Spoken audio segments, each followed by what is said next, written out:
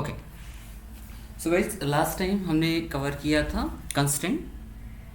So in constant we covered 4 types of constraint.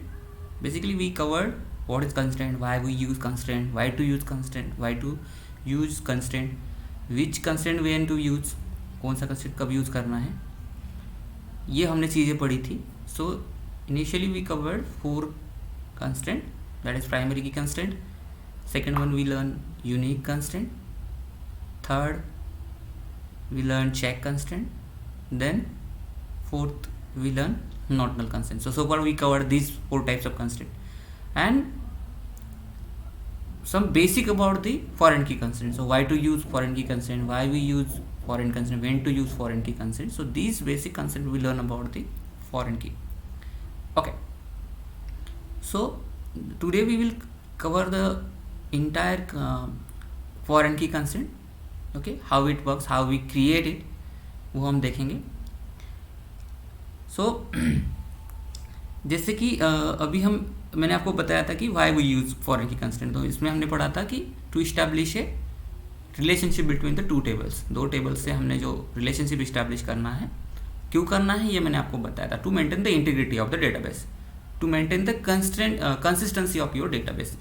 इस चीज़ के लिए हमने क्या किया था, मैंने आपको बताया था कि हम फॉरेन की कंस्टेंट को यूज़ करते हैं. तो आज हम उसका एक्चुअल में किस तरह से हम क्रिएट करेंगे, तो उसका एक सिंटैक्स होता है, वो हम देखेंगे. ओके, सो बेसिकली अभी क्या मैं शेयर करता हूँ हमारा एक वर्ड में आपको पहले तो मैं बताता हूँ. ओके, तो क्या होता है, मान लो कि मेरे पास एक टेबल है, ये मेरा एक टेबल है. ओके, इसके अंदर, और मैंने आपको उस दिन बोला था कि अगर मुझे फॉरेन की कंस्ट्रेंट मतलब किसी 2 टेबल में मुझे कोई रिलेशनशिप इस्टेब्लिश करना है, तो there should be one common column between those table. वो 2 टेबल में एक कॉमन कॉलम होना चाहिए. ओके, जैसे कि हमारे केस में हमारे पास होता है एक, मान लो कि ये मेरा पहला है EMP-ID. ओके, EMP-ID है, उसका फर्स्ट नेम है. ओके, फर्स्ट नेम, और इसका ये है DEPT-ID. Okay, so consider this is department ID, and here this is employee table. Okay, employee table, और this is your department table. Okay,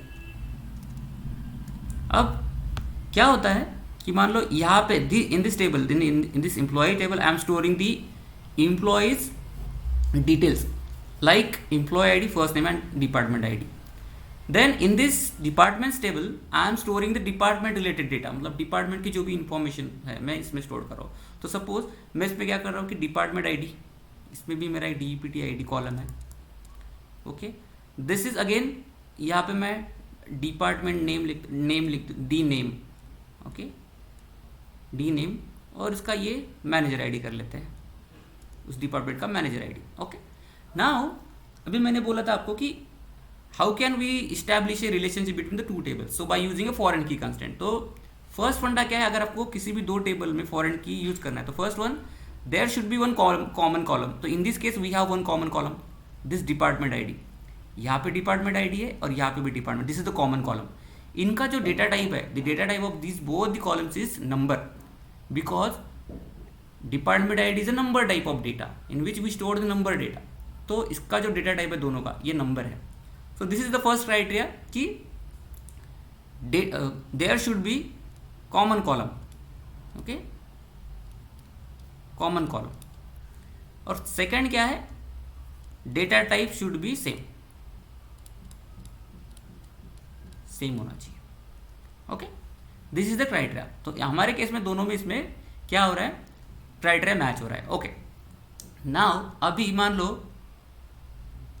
इसमें कुछ रिकॉर्ड्स है, मैंने कंपनी शुरू किया, पहले मेरा जो भी कंपनी में मेरे जो डिपार्टमेंट्स होगी इसकी इन्फॉर्मेशन मैं यहाँ पे स्टोर कर रहा हूँ. तो मान लो कि मेरा डिपार्टमेंट आईडी है यहाँ पे 10, यहाँ पे 20, यहाँ पे 30 और यहाँ पे 40. अब इस डिपार्टमेंट 10 का नाम है मान लो IT, एक है एडमिन मान लो, चौथा है सेल्स, और 5वां है मान लो HR. These are the department. और इसका मैनेजर आईडी, कुछ मैनेजर होगा इसका, इसका 100 होगा, इसका 200, इसका 400, इसका 1 2 3। ओके, ये मैनेजर है। अभी क्या हुआ कि मेरे कंपनी में एक एम्प्लॉय हायर होगा, तो उसकी इन्फॉर्मेशन मैं क्या पे स्टोर करूंगा, एम्प्लॉय स्टोर में, बिकॉज एम्प्लॉय की इन्फॉर्मेशन हम एम्प्लॉय टेबल में स्टोर करेंगे। ओके, तो मान लो नया एम्प्लॉय आया, उसको मैंने एम्प्लॉय आईडी दिया 111 दे दिया। ओके, उसका फर्स्ट नेम होगा कुछ तो भी ABC। ओके, अभी मुझे उसको क्या करना है, इसको कुछ डिपार्टमेंट, कुछ से किसी डिपार्टमेंट में उसको असाइन करना है। तो फर्स्ट अगर मान लो कि मैं इसको यहाँ पे डाल दूंगा कि मान लो मुझे इसको डिपार्टमेंट नंबर 20 में डालना है, तो जब मैं यहाँ पे 20 इंसर्ट करने की कोशिश करूंगा तो this department ID will refer the department ID है। तो ये किसको रेफर करेगा, ये जो डिपार्टमेंट आईडी कॉलम है ये किसको रेफर करेगा, इस डिपार्टमेंट आईडी को रेफर करेगा। क्यों करेगा, बिकॉज ये डिपार्टमेंट आईडी आपके पास आपकी कंपनी में एग्जिस्ट है या नहीं, ये वो पहले चेक करेगा। अगर एग्जिस्ट है, ओके, तो वो क्या करेगा, इसको डिपार्टमेंट 20 में इंसर्ट कर देगा। मतलब it will allow you to insert the record into your employees table, because अभी यहाँ पे क्या है, आपके इसमें रिलेशनशिप है, इंटीग्रिटी है दोनों के इसमें। हमने क्या किया, इन दो टेबल को हमने क्या किया है, कनेक्शन इस्टेब्लिश किया by using A foreign key constant. तो फॉरेन की कंस्टेंट बेसिकली क्या करता है, it establish a relationship, which relationship, integrity relationship हम उसको कहेंगे। कि इंटीग्रिटी क्या, तो हम बोलते हैं ना उसको कि मराठी में वर्ड है अखंडता। ओके, तो डेटा को कंसिस्टेंट रखने की वो क्या करता है, ये करता है, एक रूल इंप्लीमेंट करता है कि डेटा कंसिस्टेंट होना चाहिए, data should be integrate, data कहाँ पे लॉस नहीं होना चाहिए, इनवैलिड डेटा नहीं होना चाहिए। अगर मान लो कि मैं यहाँ पे मेरे कंपनी में डिपार्टमेंट 20 है ही नहीं, and I am entering here 20, मैं उस बंदे को डिपार्टमेंट 20 में क्या कर रहा हूँ, काम दे रहा हूँ, so it is invalid data. जो डेटा हम स्टोर कर रहे हैं इट इज़ इनवैलिड। और बेसिकली हमारा जो कंस्ट्रेंट होता है, कोई भी कंस्ट्रेंट उठा लो, वो क्या, उसका काम क्या है, the basic purpose of your constraint using constraint is to prevent the invalid data entry into your database. Database के अंदर इनवैलिड डेटा न जाए, इसका काम कौन करता है, हु मेक श्योर दिस, तो आपके कंस्ट्रेंट का बेसिक वर्क ये होता है। अगर आपको किसने पूछा what is constraint and why we use constraint, तो your answer should be constraint is nothing but a restriction on a tables column which we use to prevent the invalid data entry into your database or a table। Basically जब आप मान लो कि primary की किसी column के ऊपर आपने लगाया और आपने उसको डुप्लीकेट डेटा डाल दिया, तो इस प्रिवेंट करता है, बिकॉज डुप्लीकेट डेटा नहीं अलाउ होना, is the invalid data entry. तो सेम फॉरेन की कंस्ट्रेंट क्या करता है कि आपके डेटाबेस के अंदर कंसिस्टेंसी या फिर इंटीग्रिटी मेंटेन हो, ये मेक श्योर करता है आपका फॉरेन की कंस्ट्रेंट। तो यहाँ पे मान लो कि डिपार्टमेंट 20 है ही नहीं, and you are insert, you are aligning that employee into department 20, तो this is the invalid data entry. तो अगर आपने फॉरेन की कंस्ट्रेंट यूज किया है इस डिपार्टमेंट कॉलम के ऊपर, तो जब भी आप डिपार्टमेंट 20 इंसर्ट करोगे तो it will go and check into his parent table. तो उसके पैरेंट टेबल में जाएगा और वो चेक करेगा whether this department ID 20 is present और नॉट। अगर प्रेजेंट है तो it will allow you to insert department 20, तो ये डिपार्टमेंट यहाँ पे अलाउ करेगा। ओके, नेक्स्ट मान लो अभी ये डिपार्टमेंट आपने इंसर्ट किया 20, it will go and check in this department ID whether this department ID present और not. He found the department ID, okay, तो बोलेगा है भाई डिपार्टमेंट 20 है। अगेन मान लो यू इंटर डिपार्टमेंट 30, सेकंड बंदा आया 112 XYZ कुछ नाम होगा, डिपार्टमेंट 30 में डाला। Again this department ID will go and refer the department ID of this department table. Okay, तो डिपार्टमेंट आईडी 30 है, चेक करेगा department 30 yes present, insert, allow to insert. Okay, यहाँ पे भी इंसर्ट करनी है। अगेन 113 आएगा, आप यू आर इंटरिंग 113, कुछ तो भी नाम रहेगा, again you are entering department 50। Again this department ID of your employee table will again go and refer the department ID column of your departments table. यहाँ पे डिपार्टमेंट्स टेबल में जाएगा, उसका डिपार्टमेंट आईडी चेक करेगा whether department 50 is present और not. अगर यहाँ पे उसको डिपार्टमेंट 50 नहीं मिला, ओके, यहाँ पे डिपार्टमेंट 50 नहीं मिला, आगे तो यह बोलेगा इंटीग्रिटी कंस्ट्रेंट वायोलेटेड, पेरेंट की नॉट फाउंड। अब ये अगर मान लो मैं इसके अंदर डिपार्टमेंट 50 डाला तो ये इंसर्ट नहीं करेगा, because he will go and check in this department ID whether department ID 50 is present और नॉट। अगर इसको डिपार्टमेंट 50 नहीं मिला तो इट विल गो एंड आपको एक एरर देगा, इस तरह से एक एरर देगा, integrity constraint violated, integrity constraint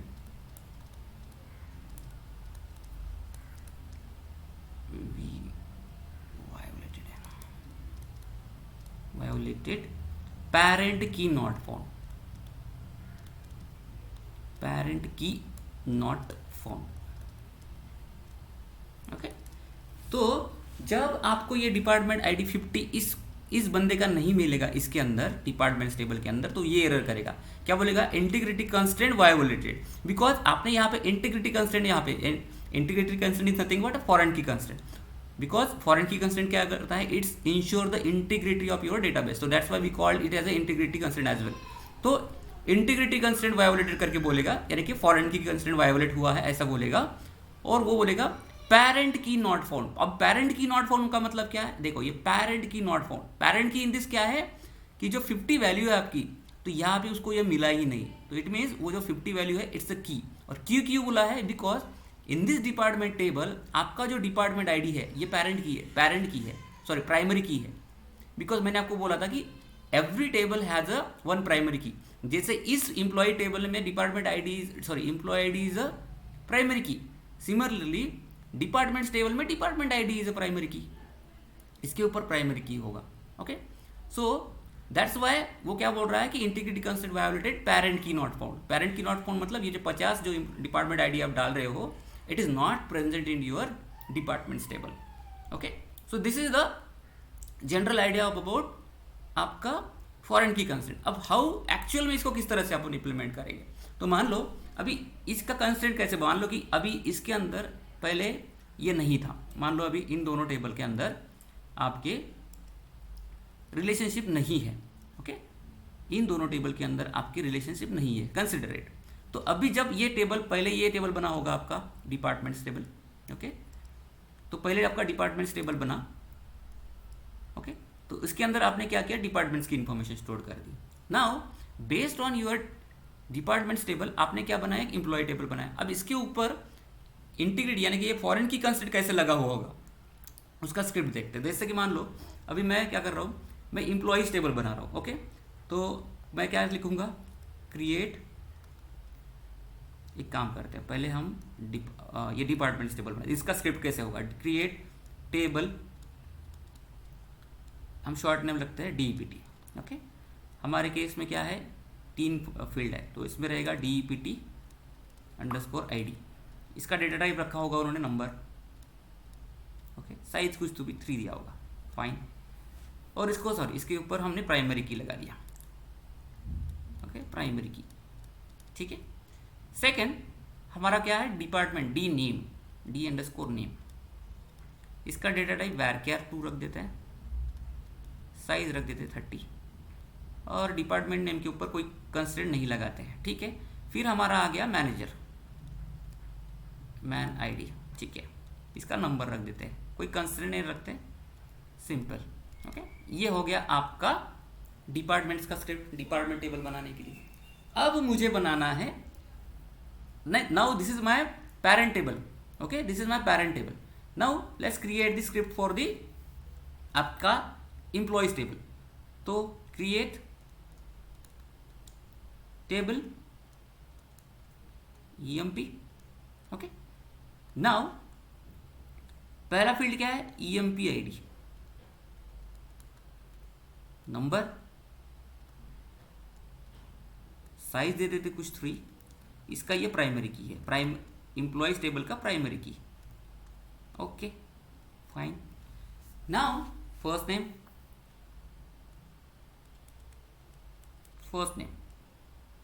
कुछ तो भी varchar इस तरह से रहेगा, साइज रहेंगे 30। नाउ अपना जो कॉलम होता है DEPT ID, इसके ऊपर हमें क्या करना है? अभी फॉरेन की लगाना है, department ID। Now this department ID इसका रहेगा नंबर। ओके, कुछ तो भी साइज दे देते हैं, डिपार्टमेंट का 3 दे देते हैं। ओके, इसके ऊपर डिपार्टमेंट ID रेफरेंसेस, ये कीवर्ड होता है रेफरेंसेस। ओके, डिपार्टमेंट ID क्या रेफर कर, किसको रेफर कर रहा है? रेफरेंसेस DEPT, ये टेबल नेम है, DEPT.DEPT ID।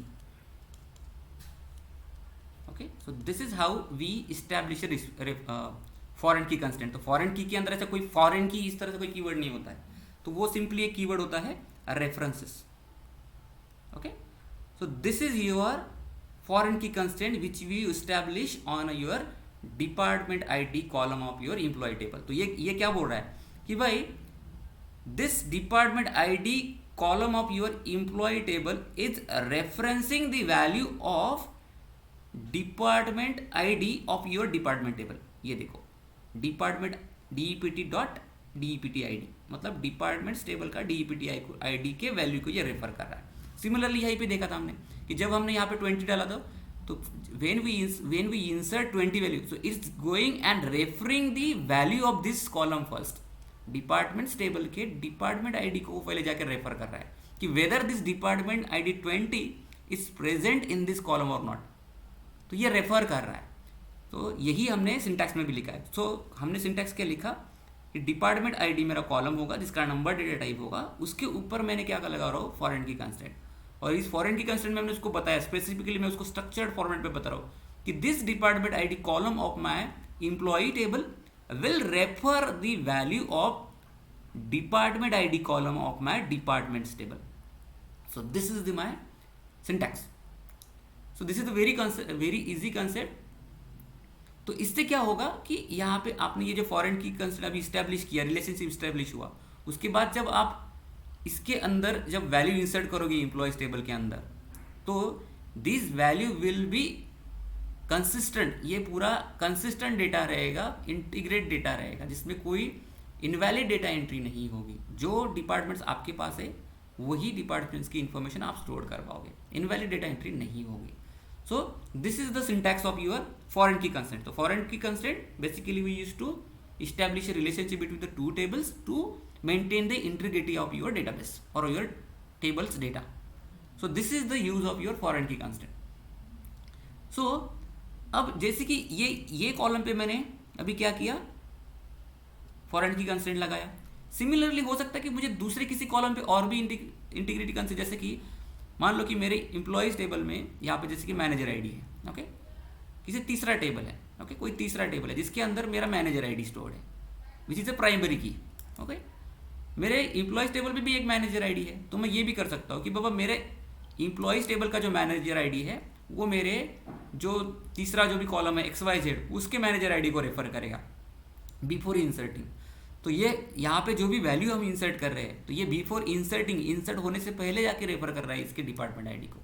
अगर वैलिड डेटा इंटर है और वैलिड डेटा है तो ये अलाउ कर रहा है इंसर्ट करने के लिए, वैलिड नहीं है तो नहीं कर रहा है. ओके, अभी मैं इसका एक आपको एग्जाम्पल के, जैसे कि उस दिन भी हमने एक एग्जाम्पल देखा था, एक बार उसको फिर से आइटरेट करते हैं. लेट मी ओपन दी फाइल. हम फॉरेन की एक टेबल पे कितने बार लगा सकते हैं? You can create any number of foreign keys based on your requirement, but primary की सिंगल, एक ही प्राइमरी की होता है आपकी इसमें.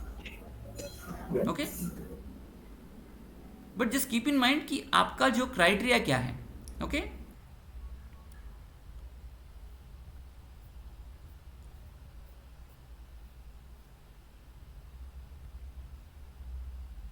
ओके, अभी हम क्या करते हैं, एक हमारा पहले तो मैं डिपार्टमेंट टेबल का आपको स्क्रिप्ट बता देता हूँ. उसका स्क्रिप्ट देखते हैं. DESC departments. ओके, ये डिपार्टमेंट्स टेबल है, इसका हम पहले तो स्क्रिप्ट देख लेते हैं. ओके, ये देखो, ये डिपार्टमेंट्स टेबल है हमारा HR स्कीमा का. If you go and check, उसके अंदर 5 कॉलम है, 4 कॉलम है sorry. Department ID, department name, manager ID and location ID. Okay, अब इसका स्क्रिप्ट देखते हैं. ये देखो, create table HR dot departments. अब ये HR डॉट डिपार्टमेंट्स क्यों? क्योंकि ये HR स्कीमा में है. तो जनरली हम जब लिखते हैं तो हम डायरेक्ट लिखते हैं क्रिएट टेबल नेम, राइट. हम ऐसा कुछ कौन से स्कीमा में है वो नहीं देते, कौन सी यूजर क्रिएट कर रहा है वो नहीं देते. ये तो सिस्टम ने बाय डिफॉल्ट, जब भी आप कोई ऐसे क्रिएट करते हो ना टेबल, तो वो स्क्रिप्ट ये बैकग्राउंड में वो सिस्टम बना देता है, या फिर ये जो एप्लीकेशन है वो बना देता है. ओके, इस तरह से मेंटेन करता है, वो खुद ही मेंटेन करता है. तो अगर इफ़ यू सी तो डिपार्टमेंट आईडी इसमें कॉलम है, फिर department name, manager ID, location ID. ये टेबल स्पेस एंड ये मैंने आपको अभी तक के नहीं बताया है. दिस इज ये बाद में हम देखेंगे. ओके, बाद में अभी कमेंट, ये तो कमेंट किया है उसने कौन सी कॉलम का क्या यूज़ है। फिर एक इंडेक्स क्रिएट किया है, क्रिएट इंडेक्स, तो ये आगे का पार्ट है। Alter table HR dot departments and okay, ये देखो। तो इस केस में उसने क्या किया, पहले एक टेबल क्रिएट किया जिसके अंदर कोई भी कंस्टेंट उसने नहीं लगाया है। इफ़ यू सी, सिर्फ इसके ऊपर आई गेस एक कंस्टेंट लगाया है, नॉट नल। ओके, तो पहले उसने टेबल क्रिएट कर लिया और उसके बाद में उसको याद आया कि अब इसके ऊपर अपने को कंस्टेंट भी क्रिएट करना है, तो उसने फिर टेबल को अल्टर किया। ये देखो, alter table departments add constraint department ID, ये देखो ऐड, ये पूरा सिंटैक्स उसने यूज किया है। Add constraint DEPT ID PK, ये उसने उस कंस्टेंट को नाम दिया। जैसे हमने वो देखा था ना, सिस्टम ने हमने जब अगर कोई नाम हम नहीं देते प्रोएक्टिवली, तो सिस्टम उसको बाय डिफॉल्ट एक नाम देता है। जैसे कि उस दिन देखा था sys_cc000 ऐसे कुछ तरह नाम दिया था, तो वो सिस्टम ने दिया था। अगर आप खुद नाम नहीं देते तो सिस्टम बाय डिफॉल्ट एक नाम दे देता है। पर यहाँ पे यूजर ने क्या किया, उसने खुद ने एक नाम दे दिया उस कंस्टेंट को। तो क्या किया, add constraint, constraint name, constant type, तो ये हमारा कंस्टेंट का टाइप है प्राइमरी की। तो उसने डिपार्टमेंट्स टेबल के डिपार्टमेंट आईडी कॉलम पे उसने क्या किया, प्राइमरी की लगा दिया। ओके, तो उसने ये कंस्टेंट लगा दिया। फिर नीचे आते हैं और कुछ कंस्टेंट किया क्या, ये देखो यहाँ पे फिर से अल्टर टेबल किया, departments add constraint DEPT loc FK, तो यहाँ पे उसने देखो फॉरेन की कंस्टेंट लगाया, foreign key constraint, constraint name, constant type, तो फॉरेन की। तो यहाँ पे पूरा सिंटैक्स यूज किया है। तो ये सभी सिंटैक्स मैं आपको देता हूँ सो दैट आपको अंडरस्टैंडिंग हो जाए।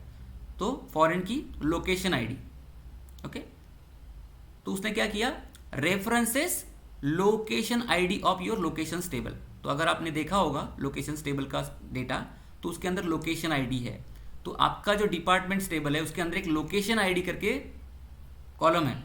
तो वो जो लोकेशन आईडी है वो किसको कर रहा है, it referencing the value of your location ID of your location table. तो लोकेशन टेबल का जो लोकेशन आईडी है उसकी वैल्यू रेफर कर रहा है कौन, तो आपके डिपार्टमेंट टेबल का location ID. Okay, so this is how we create the constraint. अब ये तो हो गया आपका, मान लो आपका डिपार्टमेंट टेबल। अब हम क्या करते हैं, इंप्लॉइज टेबल का देख लेते हैं। Employees,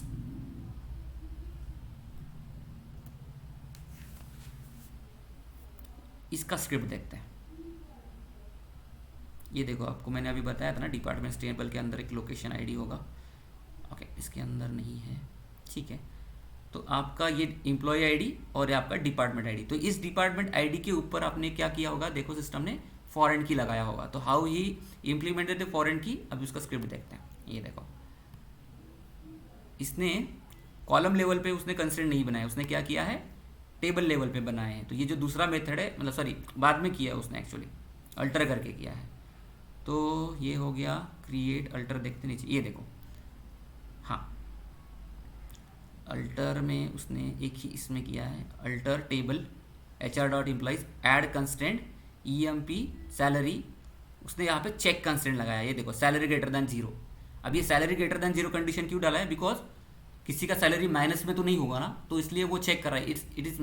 he is making sure that what ever salary will insert will be greater than 0। तो 0 के ऊपर ही होना चाहिए सैलरी, 0 से नीचे यानी कि निगेटिव में जाएगा, which is not possible in day to day life. एक रियल लाइफ में ऐसा नहीं होता कि किसी का सैलरी निगेटिव में हो। तो उसने पहले ही उसमें डेटा, वैलिड डेटा एंटर हो आपके टेबल में, इसलिए पहले उसने क्या कर दिया, ये उस पर चेक कंस्टेंट लगा दिया कि जब भी आप कोई सैलरी इंसर्ट करोगे तो उसके पहले उस सैलरी को चेक करो वेदर ये निगेटिव में तो है नहीं। अगर नेगेटिव में होगा तो वो क्या करेगा, आपको एरर दे देगा ये चेक कंस्टेंट। ओके, तो उसने यहाँ पे चेक कंस्टेंट उस लिए लगाया है कि to make sure salary should be positive. Okay, फिर constant EMP ID PK primary key किसके ऊपर लगा रहा है, एम्प्लॉय आईडी के ऊपर उसने क्या किया, कंस्टेंट लगाया, कौन सा, प्राइमरी की। ये देखो, ये प्राइमरी की लगा दिया। देन कंस्टेंट ईमेल UK, तो इसके जो भी ईमेल रहता है हर एक का, तो वो क्या रहता है, यूनिक रहता है। तो उसने यूनिक कंस्टेंट लगा दिया आपकी ईमेल के ऊपर। ओके, नीचे आते हैं और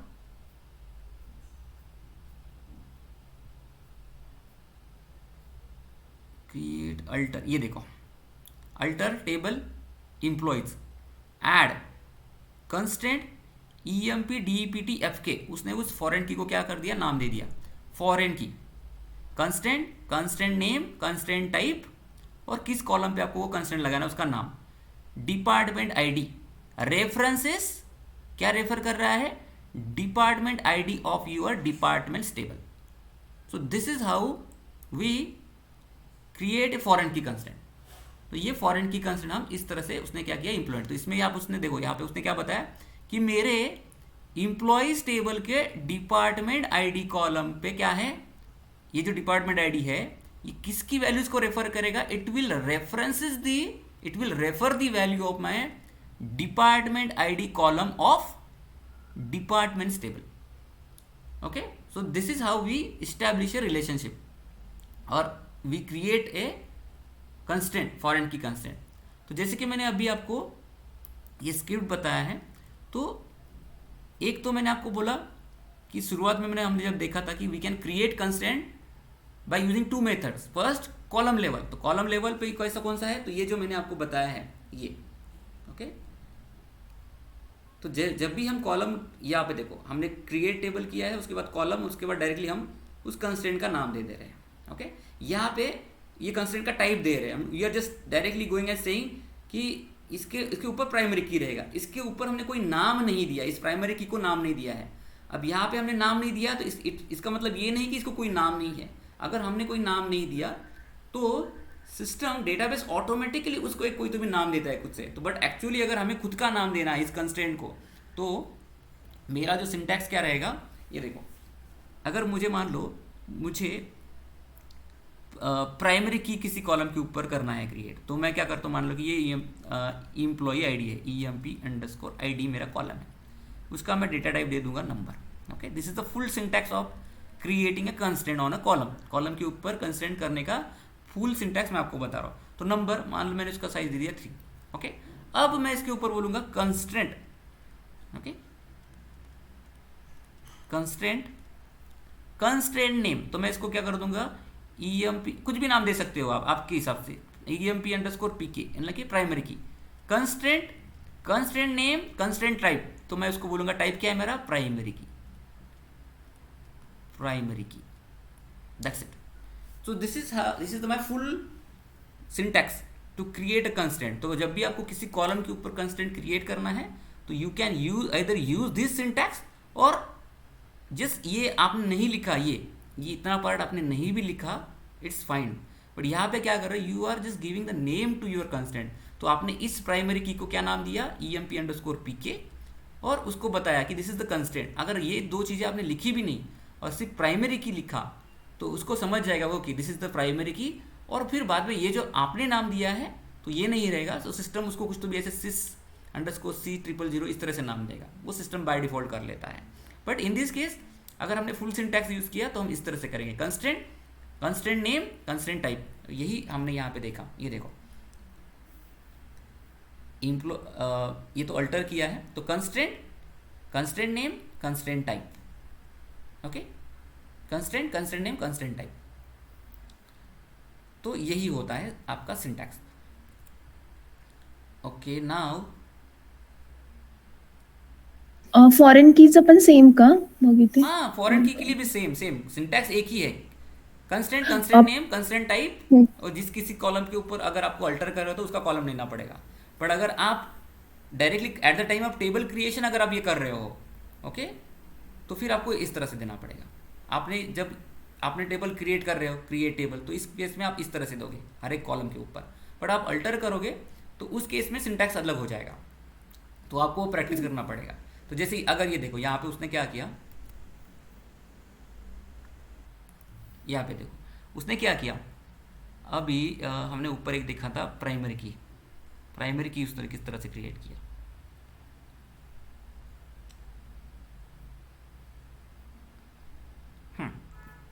ये देखो, पहले तो उसने पहले तो उसने टेबल क्रिएट कर लिया। Okay, this is the table उसने क्रिएट कर लिया। ओके, अब उसको क्या करना था कि अब इफ यू कैन सी, इस एम्प्लॉय आईडी के ऊपर कोई कंस्ट्रेंट नहीं है, जस्ट उसने क्रिएट कर दिया है इस टेबल को, इसके अंदर कोई भी प्राइमरी की नहीं है। अब उसको पता चला कि ओके चलो पापा, मुझे अभी क्या करना है, एक प्राइमरी की क्रिएट करना है। तो अभी आफ्टर टेबल क्रिएशन हमें क्या करना है, we are altering the structure, it means वो क्या करेगा, अल्टर करेगा टेबल को। तो अभी उसने क्या किया, नीचे आते हैं, अल्टर, ये देखो उसने क्या किया, टेबल को अल्टर कर रहा है। अल्टर टेबल इम्प्लॉइज टेबल को अल्टर करना है, क्या करना है मुझे, तो I want to add, what I want to add, I want to add constraint. Okay, उस कंस्टेंट का नाम मुझे क्या देना है, EMP_salary मीन, और उसके ऊपर मैंने क्या लगाया, कौन सा टाइप का कंस्टेंट लगाया, चेक। तो मैंने इम्प्लॉइज टेबल के जो सैलरी कॉलम है उसके ऊपर मैं क्या लगा रहा हूँ, चेक कंस्टेंट लगा रहा हूँ। ओके, तो ये चेक कंस्टेंट लगाया सैलरी के ऊपर। फिर नीचे आते हैं, फिर मैंने उसको बोला alter table employees add constant, which constant, primary key, और उसका नाम क्या है, इम्प्लॉय ID PK। कौन से कॉलम के ऊपर, तो इम्प्लॉय का ID के ऊपर। सो this is the syntax. Actually इसी एक ही अल्टर स्टेटमेंट में उसने क्या किया, एक तो सैलरी कॉलम के ऊपर कंस्टेंट लगा दिया, फिर इम्प्लॉयज़ के ऊपर लगा दिया, और इसके नीचे एक, हाँ यहाँ पे ईमेल आईडी के ऊपर भी कंस्टेंट लगा। तो 3 कॉलम के ऊपर उसने एक ही इससे लगा दिया। ये देखो गाइस, समझ रहा है मयूर, विकी? ओ सर। ओके, ये देखो मैम जस्ट हमारे इसमें डाल रहा हूँ मैं, आप कॉपी कर लो और आपकी स्क्रीन पे ले लो, यू विल अंडरस्टैंड इट। जब एक काम करता हूँ मैं, इसको कॉपी तो कर लिया है मैंने, इसको मैं क्लोज कर देता हूँ, अभी यहाँ पे ले लेते हैं। ओके, ये देखो, अभी हमने सपोज, अभी मान लो कि मैंने आपको बोला होता कि भाई एक टेबल क्रिएट करो इम्प्लॉइज। ओके, एक टेबल, एक काम ही कर लेते ना अपन, टेबल क्रिएट कर लेते हैं। Let's create one table, create table, create table XYZ as select star from employees where 1 equals to 2, table created। Okay, table, ये क्या किया मैंने, ये आगे का पार्ट है, मैं आपको बताऊंगा बाद में मैंने एक क्वेरी क्या लिखा है। ओके, तो मैंने अभी एक, अगर आप देखोगे, सिलेक्ट, एक टेबल बनाया मैंने XYZ, select star from XYZ। Okay, let's check the data, इसके अंदर कोई डेटा नहीं होगा, जस्ट उसने स्ट्रक्चर बना दिया उस टेबल का by using the structure of your employees table. तो हमारा जो एग्जिस्टिंग टेबल है इम्प्लॉइज, उसका ही मैंने स्ट्रक्चर यूज़ किया XYZ टेबल क्रिएट करने के लिए। इम्प्लॉइज टेबल का डेटा नहीं लिया मैंने, ये 1 = 2, ये जो मैंने फॉल्स कंडीशन दिया है, तो इसका मतलब उसको पता चला कि फॉल्स कंडीशन है, मतलब इसका डेटा नहीं सिलेक्ट करना है, सिर्फ जो जो उसके अंदर कॉलम है वही कॉलम से मुझे XYZ नाम का टेबल बनाना है। ओके, अब XYZ टेबल का हम क्या कर लेते हैं, उसका डेफिनेशन चेक कर लेते हैं। ओके, ये देखो, अभी इस टेबल के अंदर किसी भी कॉलम के अंदर कोई कंस्ट्रेंट नहीं होगा। अभी इफ यू कैन सी, इसका सिर्फ क्रिएट टेबल का स्क्रिप्ट रहेगा। ये देखो, क्रिएट टेबल, उसके अंदर सिर्फ क्रिएट हुआ है टेबल। ओके, इसके अंदर कुछ भी, आई गेस इसकी नॉट नल, ये भी देख लेते हैं, नॉट नल नहीं होगा उसके ऊपर। तो ये स्क्रिप्ट टेबल बन गया आपका। ओके, इसके कंस्ट्रेंट देख लेते, कुछ है क्या, हाँ, नॉट नल सिर्फ कंस्ट्रेंट आया है, बाकी कोई कंस्ट्रेंट नहीं आया, जैसे कि प्राइमरी की वगैरह, ये कंस्ट्रेंट नहीं है उसके अंदर। ओके, अब मान लो मुझे इस XYZ टेबल के एम्प्लॉय ID पे मुझे क्या करना है, कंस्ट्रेंट क्रिएट करना है। तो how can I create the constraint, तो क्या करूँगा मैं, अल्टर करूँगा ना, XYZ टेबल का जो स्ट्रक्चर उसको अल्टर करना है, अल्टर टेबल XYZ। ओके, अब क्या करना है मुझे, अल्टर करके क्या करना है, I want to add, what I want to add, I want to add constraint, add constraint, add constraint. अगर कुछ नाम देना है ओके कंस्टेंट को, तो मैं बोलूंगा ओके ऐड कंस्टेंट EMP, मैं खुद नाम दे रहा हूं EMP_ID_PK, alter table XYZ add constraint EMP_ID okay PK, constraint name, constant type, तो मैं बोलूंगा इसको primary key KEY। Okay, that's it. Alter table XYZ add constraint EMP_ID primary key. Okay, किसके ऊपर, कौन से कॉलम के ऊपर, उसको कॉलम नेम बताना होगा ना, XYZ के कौन से कॉलम के ऊपर आपको क्या चाहिए, ये प्राइमरी की चाहिए, तो मैं उसको बोलूंगा ओके एम्प्लॉय ID के ऊपर, एम्प्लॉय अंडरस्कोर आईडी, जो मेरे एम्प्लॉयज टेबल का जो कॉलम है उसके ऊपर क्या करो आप, ये प्राइमरी की लगा दो जिसका नाम क्या है, empid pk। So this is my syntax. अगर मैं इसको अभी क्रिएट कर दूं, ओके, अल्टर हो गया मेरा table. Now if you can go and check the structure of your XYZ table, अभी चेक कर लेते हैं, ओके, और उसके बाद उसका स्क्रिप्ट भी देख लेते हैं, ओके। अभी हम क्या करते हैं, उसका स्क्रिप्ट, पहले तो स्क्रिप्ट देख लेते हैं। ये देखो, अभी हमने क्या किया, एक पहले तो टेबल क्रिएट कर लिया था, उसके नीचे अभी आते हैं, उसने अल्टर भी डाल दिया उसके अंदर। ये देखो, अल्टर टेबल HR.xyz। अभी ये HR.xyz हमने नहीं डाला था, ये सिस्टम ने खुद डाल दिया। उस जो ये जो टोड है, जो एप्लीकेशन है, तो वो मेंटेन करता है इस तरह सा डेटा। तो हमने ये HR.xyz नहीं लिखा था, वो उसने डाला। तो उसने क्या किया, alter table HR.xyz add constant, ये हमने नाम दिया empid pk primary key on which column, employee ID column. और ये नीचे की 2 लाइन भी हमने नहीं डाला था, ये उसने डाला है। तो ये हमारा सिंटैक्स है। अगर मान लो कि मुझे अभी, okay, now let's close this. अभी मान लो कि मुझे मैंने उसको फिर से बोला, ओके, अभी ये सिलेक्ट कर लेते इसको डेटा। अभी मैंने बोला कि ओके ठीक है, मेरा जो ईमेल आईडी है उसके ऊपर आप क्या डालो, यूनिक कंस्ट्रेंट डालो, ओके, और मेरा जो डिपार्टमेंट आईडी है, ओके, इसके ऊपर फॉरेन की कंस्ट्रेंट डालो, ओके। तो ये एक ही सिंटैक्स में, हम एक ही कोड में हम इसको दोनों भी कॉलम के ऊपर डाल देते हैं। तो मेरा क्या बनेगा फिर, okay, in this case alter table XYZ, okay, add, क्या करना है ऐड, तो I want to add constraint add constraint name. कौन सा कंस्टेंट, पहले तो मुझे करना है नाम, मान लो कि मुझे अभी करना है यूनिक कंस्टेंट, UNIQE, यूनिक की डालना है मुझे, जिसका नाम क्या है, ईमेल के ऊपर है, ईमेल अंडरस्कोर यूनिक कर देता हूँ, UNIQE, ओके। तो मैंने क्या बोला, alter table XYZ add constraint email unique constraint डालो, जिसका नाम क्या रखो, ईमेल यूनिक। किसके ऊपर डालो, तो ईमेल के ऊपर, ईमेल कॉलम के ऊपर। तो मैं इसको बोल दे रहा हूँ कि ईमेल कॉलम के ऊपर मुझे क्या डालना है, यूनिक की कंस्टेंट डालना है, जिसका नाम रहेगा ईमेल अंडरस्कोर यूनिक, ओके। ये डाल दिया। फिर मैंने उसको बोला ओके, फिर से क्या करो बाबा, ऐड कंस्टेंट, सॉरी एक ही बार करेंगे क्योंकि ऐड एक ही बार बोलेंगे, ऐड कंस्टेंट,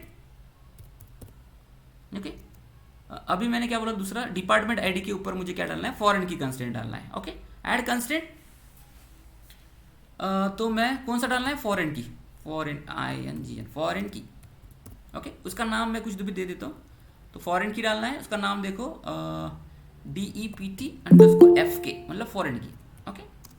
फॉरेन की कौन से कॉलम के ऊपर, तो मुझे डालना है डिपार्टमेंट अंडरस्कोर आईडी के ऊपर डालना है, ओके।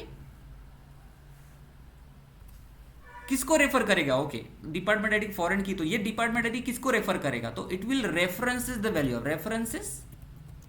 रेफरेंसेस किसको रेफर करेगा, तो मुझे जो हमारा डिपार्टमेंट्स टेबल है उसकी वैल्यूज को रेफर करेगा। तो departments dot department underscore ID,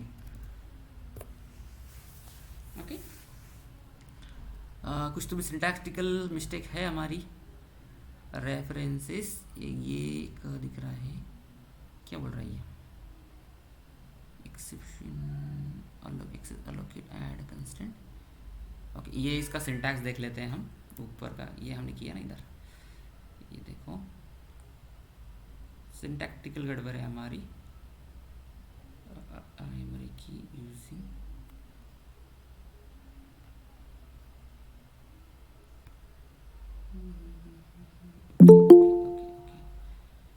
add constraint email unique email constraint DEPTFK foreign key department ID references, कुछ तो भी सिंटैक्टिकल, ओके। क्या डिपार्टमेंट FK फॉरेन की, इस एक मिनट मैं इसका देख लेता हूँ एक बार, सिंटैक्टिकल गड़बड़ है हमारी कुछ तो भी।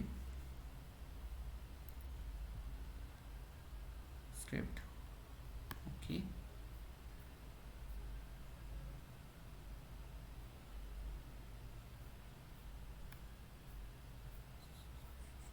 Router, okay, job ID references, okay. Syntactical गड़बड़ है, सेम तो हमने किया है, ओके। कंस्टेंट की फॉरेन की जॉब आईडी रेफरेंसेस। ओके ठीक है, आई गेस इसके ऐड हमने किधर लिखा है, तो ऐड कंस्टेंट। ओके ठीक है, ये सिंटैक्टिकल गड़बड़ था। ठीक है, तो हमने क्या किया अभी, ईमेल आईडी के ऊपर हमने क्या लगाया, यूनिक की लगाया, जिसका नाम हमने लखा email unique, email underscore unique नाम रखा हमने। फिर हमने क्या किया, एम्प्लॉय ये जो XYZ टेबल है, ओके, इसका जो डिपार्टमेंट आईडी है उसके ऊपर हमने क्या लगाया, फॉरेन की। ओके, फॉरेन की कंसेंट लगाया। ओके, जिसका नाम हमने क्या रखा, DEPT_FK। और ये जो आपका डिपार्टमेंट आईडी है ये किसकी वैल्यूज को रेफर कर रहा है, it referencing the value of your department ID column of your departments table. तो अभी हमने क्या किया, XYZ table and departments table के अंदर हम क्या कर रहे हैं, इस फॉरेन की के थ्रू एक रिलेशनशिप इस्टेब्लिश कर रहे हैं। Okay, which will ensure the integrity और consistency of your data in XYZ table. तो जब ये इस्टेब्लिश हो जाएगा तो अभी क्या कर लेते हैं अपन, एक काम करके इसको अल्टर कर लेते हैं। ओके, टेबल और view does not exist, departments which table, XYZ table है ना। Okay, departments dot department ID, department ID कौन सा टेबल नहीं बोल रहा है, टेबल और view does not exist, XYZ table है, reference departments, department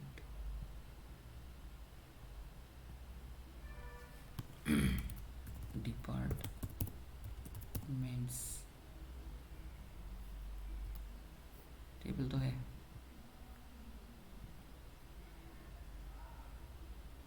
departments dot department ID, it's correct one. Guys क्या एरर है ये, अभिजीत, राउत, किरण, कोई बताएगा? सिंटैक्स अपना तो ये करेक्ट है, फिर ये एरर क्यों दे रहा है? ब्रैकेट क्लोज होना चाहिए। और कौन सा ब्रैकेट? नहीं ना, ब्रैकेट तो सेम है अपना, एरर कहाँ पे दे रहा है?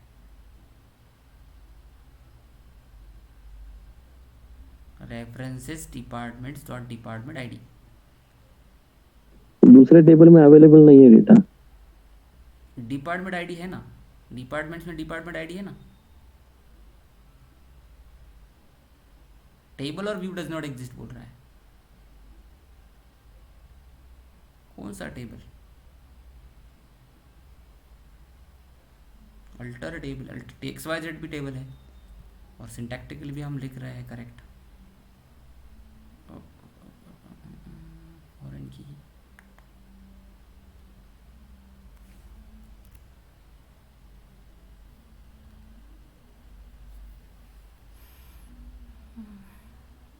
एरर कुछ भी नहीं है इसके अंदर, बट टेबल भी तो है, डिपार्टमेंट्स टेबल भी है। ठीक है, एक काम करते हैं, एम्प्लॉयज़ टेबल के अंदर है ना हमारे पास, एम्प्लॉयज़ डाल देते हैं, एम्प्लॉयज़ डॉट डिपार्टमेंट आईडी, ये भी नहीं बोल रहा है, एम्प्लॉयज़ रेफरेंसेस,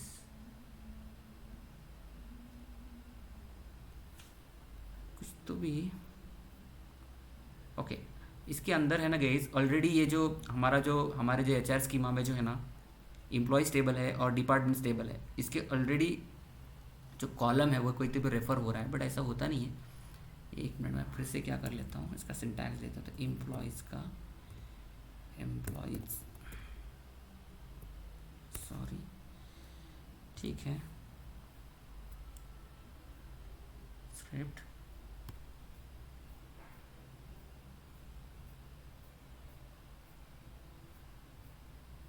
ठीक है,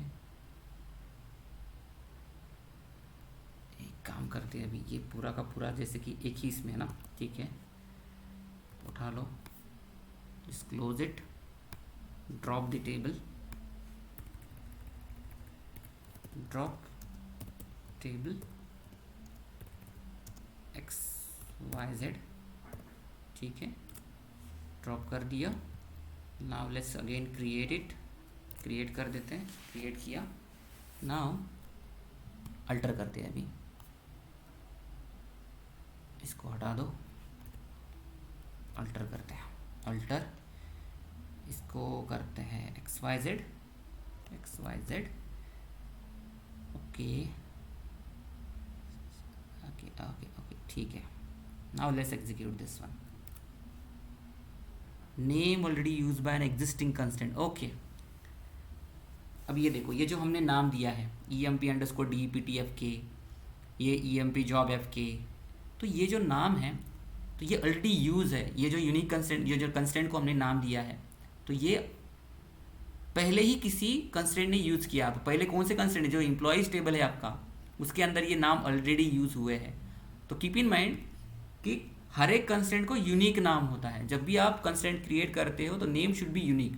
तो मैं इसको कुछ तो भी दे देता हूँ नाम, तो ये अंडरस्कोर EMPFK दे देता हूँ, FK।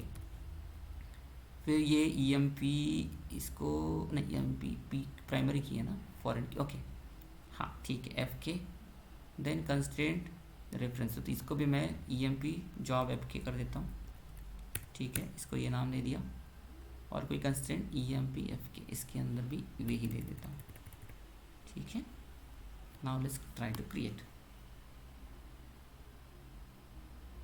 Okay. Name already used, which one, constraint,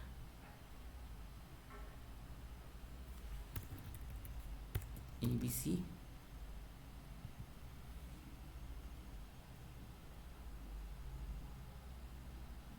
STU,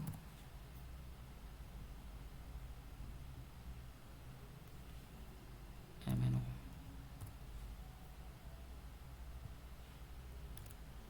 ठीक है। ये देखो हो गया क्रिएट। तो ये अभी क्या दे रहा था कि ये जो कंस्टेंट के हम नाम दे रहे थे हर एक कंस्टेंट को, वो क्या कर रहे थे, हम सेम दे रहे थे, which was already present in your database. तो आपके डेटाबेस के अंदर वो जो नाम थे यूनिक, जो कंस्टेंट को आप दे रहे थे, वो ऑलरेडी एग्जिस्ट है। So this is how we can create, we have created the constraint on your XYZ table. अभी XYZ का डेफिनेशन देख लेते हैं। ये देखो कंस्टेंट कौन से होगी, ये देखो आपके हर एक इसके अंदर रेफरेंशियल इंटीग्रिटी, ये देखो रेफरेंशियल इंटीग्रिटी क्योंकि हमने ये जो डिपार्टमेंट आईडी है, मैनेजर आईडी है, ओके, और ये जो आपका जॉब आईडी कॉलम है आपके XYZ टेबल का, उसके अंदर हमने क्या किया, रेफरेंशियल इंटीग्रिटी के फॉरेन की कंस्टेंट लगाया है। सो फॉरेन की कंस्टेंट को हम क्या कह सकते हैं, एक तो रेफरेंशियल इंटीग्रिटी कह सकते हैं, बिकॉज रेफरेंशियल इंटीग्रिटी क्यों बोल रहे हैं हम इसको, because it's referencing the value of your parent table and making sure the integrity of your data, okay, into your child table. तो that's why we called it as a referential integrity as well. दूसरा foreign की, और एक मैंने आपको तीसरा अभी शुरुआत में भी एक नाम बताया था, ओके। तो इंटीग्रिटी कंस्टेंट वायोलेटेड, पेरेंट की नॉट फाउंड, तो वो इंटीग्रिटी कंस्टेंट है एक, तो इसको इंटीग्रिटी कंस्टेंट भी हम कह सकते हैं, या फिर एक रेफरेंशियल इंटीग्रिटी भी कह सकते हैं। Which why referential integrity, because it referencing the value of your parent table and then making sure the integrity of your data. और देन फॉरेन की कंस्टेंट, तो फॉरेन की कंस्टेंट क्यों, to establish a relationship it, okay.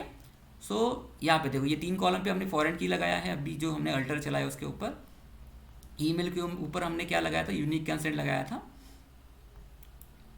अभी if you can go and check the script, तो यहाँ पे आपको script भी मिल जाएगा। ये देखो हमने अभी चलाया था, ओके, ये स्क्रिप्ट आपको मिल जाएगा। So this is how we can create a constraint. तो हमने फॉरेन की कंस्टेंट इस तरह से हम क्रिएट कर सकते हैं, और any constraint we can create, okay. So far we created the constraint by using a column level. तो कॉलम लेवल पे हमने ये इस तरह से देखा था। ये अभी हमने शुरुआत में, जब से भी हम ये सीख रहे हैं, तो हमने अभी तक जब हम टेबल क्रिएट कर रहे थे तब हमने कॉलम का नाम दिया, तुरंत उसके कंस्टेंट जो भी है उसके ऊपर हमने कंस्टेंट लगा दिया। फिर सेकेंड कॉलम, उसका डेटा टाइप दिया, उसका साइज दे दिया, उसका जो भी कंस्टेंट है वो डिफाइन कर दिया। अब ये तो at the time of table create, हमने टेबल क्रिएट करते समय देखा था। और अभी टेबल क्रिएट होने के बाद हम किस तरह से ऐड करेंगे, बाद में मुझे करना है, तो अल्टर से। तो अभी हमने अल्टर करके भी देखा आफ्टर टेबल क्रिएशन। अब हम देखते हैं कि second method of table constraint creation. तो सेकंड मेथड क्या है, टेबल लेवल के ऊपर, ये अभी तक के हमने देखा था कॉलम लेवल के ऊपर। तो अभी मुझे टेबल लेवल पे किस तरह से होता है, table level is very easy one. Table level पे क्या होता है कि पहले तो हम क्या कर लेते हैं, जो कुछ भी मुझे क्रिएट करना है, मान लो कि मुझे क्या करना है, क्रिएट करना है, टेबल क्रिएट करना है, क्रिएट टेबल XYZ, ओके। फिर मैं इसके अंदर क्या डाल दूंगा कि बाबा मुझे क्या चाहिए, EMP ID चाहिए, ओके। इसका डेटा टाइप दे दूंगा मैं नंबर, साइज दे दूंगा कुछ 3, ओके। सेकंड कॉलम दे देता हूँ मैं फर्स्ट नेम या नेम दे देता हूँ, नेम varchar, देखो I am not defining any constraint, varchar 2, इसका साइज दे देता हूँ 30। मैं जैसे उसको बोल रहा हूँ कि ये कॉलम रहेंगे। फिर last name L name, same data type, size भी 30, ओके। फिर यहाँ पे ईमेल दे देते हैं, email ID EMAIL email, varchar 2, size दे देते हैं 30, ओके। मैंने अभी इसको क्या बोला कि I want these many columns, तो मुझे क्या चाहिए बाबा, ये 4 कॉलम रखो मेरे इसके अंदर, ओके। फिर अभी मैं उसको बोलूंगा कि बाद में, अब ये तो मैंने डिफाइन कर दिया पूरे कॉलम जो जो मुझे चाहिए, अब मैं उसको बोल रहा हूँ कांस्टेंट, कंस्टेंट, कंस्टेंट टाइप, तो मैं बोलूंगा कंस्टेंट, तो primary key constraint, constraint type primary, okay, primary key KEY की, और मैं उसको नाम दे रहा हूँ कुछ, कभी EMP ID पे देना है तो EMP PK कर देता हूँ। तो क्या है, constraint, constraint name, constant type, और मैं उसको बोल रहा हूँ यहाँ पे अंदर उसको बोल रहा हूँ कि ओके, तो EMP अंडरस्कोर ID के ऊपर मेरा क्या रहेगा, ये प्राइमरी की रहेगा। शुरुआत में हमने जब कॉलम लेवल पे देख रहे थे तो हमने जैसे कॉलम का नाम दे दिया, उसके ऊपर कौन से कॉलम कंस्ट्रेंट है ये वो भी हम यहाँ पे डिपेंड कर रहे थे। बट इस केस में टेबल लेवल पे हम क्या कर रहे हैं, on table level, in table level we are just first defining the whatever column I want in my table. मेरे टेबल के अंदर कौन से कॉलम मुझे चाहिए मैं यहाँ पे डिफाइन कर दे रहा हूँ। देन जैसे ही मेरा कॉलम डेफिनेशन, कॉलम का डेफिनेशन हो गया, मेरा डिफाइन करके हो गया, देन मैं उसको बोल रहा हूँ कि okay constraint, constraint name, constraint type, और कौन से कॉलम पे चाहिए ये मैंने उसको बताया। अगेन कॉमा दे के, अगर किसी दूसरे इस पे अगर मैं इसको कॉमा दे दूंगा, फिर और बोलूंगा कंस्ट्रेंट, कंस्ट्रेंट नेम कुछ दे दो, कंस्ट्रेंट का टाइप, जैसे कि अभी मुझे क्या चाहिए, ईमेल ID पे यूनिक कंस्ट्रेंट चाहिए, तो मैं उसको बोलूंगा UNIQUE यूनिक, और इसके अंदर मैं कौन से कॉलम पे, तो ईमेल ID पे ईमेल ID, ओके। हो गया, close the bracket and do this. जैसे अभी एग्जीक्यूट कर दोगे तो आपके EMP ID कॉलम पे ऊपर कौन सा की बन जाएगा, कौन सा कंस्ट्रेंट लग जाएगा, प्राइमरी की लग जाएगा, ईमेल ID के ऊपर आपका लग जाएगा unique constraint. So this is the second method of your constraint creation. तो फर्स्ट हमने क्या देखा था, कॉलम लेवल। तो कॉलम लेवल पे क्या होता है, जब आप टेबल क्रिएट करते हो तो जिस किसी जैसे आपने कॉलम डिफाइन किया तो उसके आगे आप कंस्ट्रेंट भी लगा दो तो वो कंस्ट्रेंट क्रिएट हो। बट टेबल लेवल के ऊपर क्या होता है, first we define the columns, और उसके बाद हम क्या करते हैं उसको बताते हैं कि इस कॉलम पे ये रहेगा, उस कॉलम पे वो कंस्टेंट आएगा। सो this is the simple method of constraint creation. और दूसरा हमने देखा था कि एक तो आप कंस्टेंट का नाम आपने नहीं दिया, जैसे लाइक ये हमने कंस्टेंट, कंस्टेंट नेम और कंस्टेंट टाइप दे रहे हैं, तो ये अगर आपको नहीं भी देना है इट्स परफेक्टली फाइन। अगर आप ये नहीं देते हो तो सिस्टम बाय डिफॉल्ट उसको कुछ तो भी नाम दे देगा। अगर आपने दिया है नाम तो ये नाम सिस्टम उसको दे देगा, नहीं दिया आपने तो सिस्टम बाय डिफॉल्ट कुछ तो भी नाम उसको दे देगा। So this is how we create constant. तो so far we covered all the 5 constant. तो foreign key constant it's a very important word, because जब भी कोई नया डेटाबेस बिकॉज जब भी कोई स्क्रैच से प्रोजेक्ट आता है, कि मान लो आपका कंपनी है, नया प्रोजेक्ट आया, ओके, कोई नया प्रोजेक्ट आया जिसके ऊपर आपको काम करना है, तो नया प्रोजेक्ट होगा, इट मीन्स वहाँ पे कोई टेबल्स नहीं होंगे, कुछ भी नहीं होगा उसके अंदर, स्क्रैच से प्रोजेक्ट है ना। तो पहले तो फिर आपको टेबल्स बनाने पड़ेंगे। मेरा एक स्टूडेंट था, अभी he is working as a SQL developer, तो उसको अभी एक नया प्रोजेक्ट आया है। कल रात में मेरे उसका इसके साथ डिस्कशन हुआ था। तो उसकी कंपनी में एक नया प्रोजेक्ट आया है, तो उसके वो भी क्या किया, एक BAs ने, उनके जो भी BAs होंगे, बिजनेस एनालिस्ट, तो उसने उसको एक रिक्वायरमेंट दिया कि you have to create 10 tables, 10 table बनाना है। उसका कुछ तो भी उसने नाम दे दिया होगा, एक डॉक्यूमेंट होता है एक्चुअली, रिक्वायरमेंट डॉक्यूमेंट उसको कहते हैं, या फिर BRD, business requirement document, BRD कहेंगे उसको। तो उस BRD के अंदर उसको टेबल जो भी प्रोजेक्ट है उसका कुछ तो भी बैकग्राउंड दिया होगा कि बाबा प्रोजेक्ट क्या है, what is project is all about, project का स्कोप क्या है, प्रोजेक्ट के अंदर होने वाला क्या है, तो फिर उसको टेबल दिया होगा। फिर टेबल के अंदर क्या क्या फील्ड्स है उसका पूरा इंफॉर्मेशन दिया होगा। फिर उस टेबल का नाम उसने बोला होगा कि भाई XYZ रखो, फिर उसने बोला होगा EMP ID, ओके। फिर इस EMP ID का सिग्निफिकेंस क्या है, इसका पूरा उसको बैकग्राउंड दिया होगा कि भाई इस एम्प्लॉय ID के अंदर एम्प्लॉयज का जो भी एम्प्लॉय ID होगा वो स्टोर होगा। फिर फर्स्ट नेम लास्ट नेम हर एक फील्ड का उसको डिस्क्रिप्शन दिया होगी, ये फील्ड क्यों है इस टेबल के अंदर, तो पूरा इसका इस तरह से डेफिनेशन दिया जाता है। तो फिर उसको एम्प्लॉय एक टेबल दे दिया, सिमिलरली कोई दूसरा टेबल होगा, तीसरा, हर एक कॉलम का और उस टेबल का सिग्निफिकेंस दिया होगा। फिर उसको उसका साइज क्या है ये वो पूरा इसको डिटेल्स दिया रहता है। फिर कंस्ट्रेंट क्या लगाना है, किस तरह से इस्टेब्लिश करना है रिलेशनशिप, तो वो उसको बताया जाता है। तो फिर वो तो फंक्शनल लैंग्वेज में उसको वो दिया है, एक लिख के दिया है उसको फंक्शनल लैंग्वेज में। सो एज अ डेवलपर उसका काम क्या है, to convert that functional information into a technical language. तो टेक्निकल लैंग्वेज में उसको कन्वर्ट करना, टेक्निकल लैंग्वेज में कन्वर्ट करना है मतलब आपको उसको उस कोड में कन्वर्ट करना है। तो जो 10 टेबल का रिक्वायरमेंट उसको दिया था, तो वो क्या करेगा, उस जो भी स्पेसिफिकेशन दिया होगा टेबल क्रिएट करने के लिए, तो उस तरह से वो टेबल डिजाइन करेगा। फिर 2 टेबल के अंदर मान लो किसी 2 टेबल के अंदर रिलेशनशिप इस्टेब्लिश करना है फॉरेन की, तो उसमें फॉरेन की लगाएगा, फॉरेन की कंस्ट्रेंट से इस्टेब्लिश करेगा रिलेशनशिप। तो इस तरह से आपका क्या बनेगा, आपका एक प्रोजेक्ट बनेगा। जैसे कि हमारा जो HR स्कीमा है, जैसे कि हम ये जो स्कीमा देख रहे हैं, ओके, जैसे कि अभी हम HR स्कीमा में, ओके, HR स्कीमा में अगर आपने देखा होगा तो आपको select star from tab, okay, select star from tab अगर आप करोगे तो आपके HR स्कीमा में आपके यूजर में कितने टेबल्स है वो देखेगा। तो अगर आपने देखा होगा,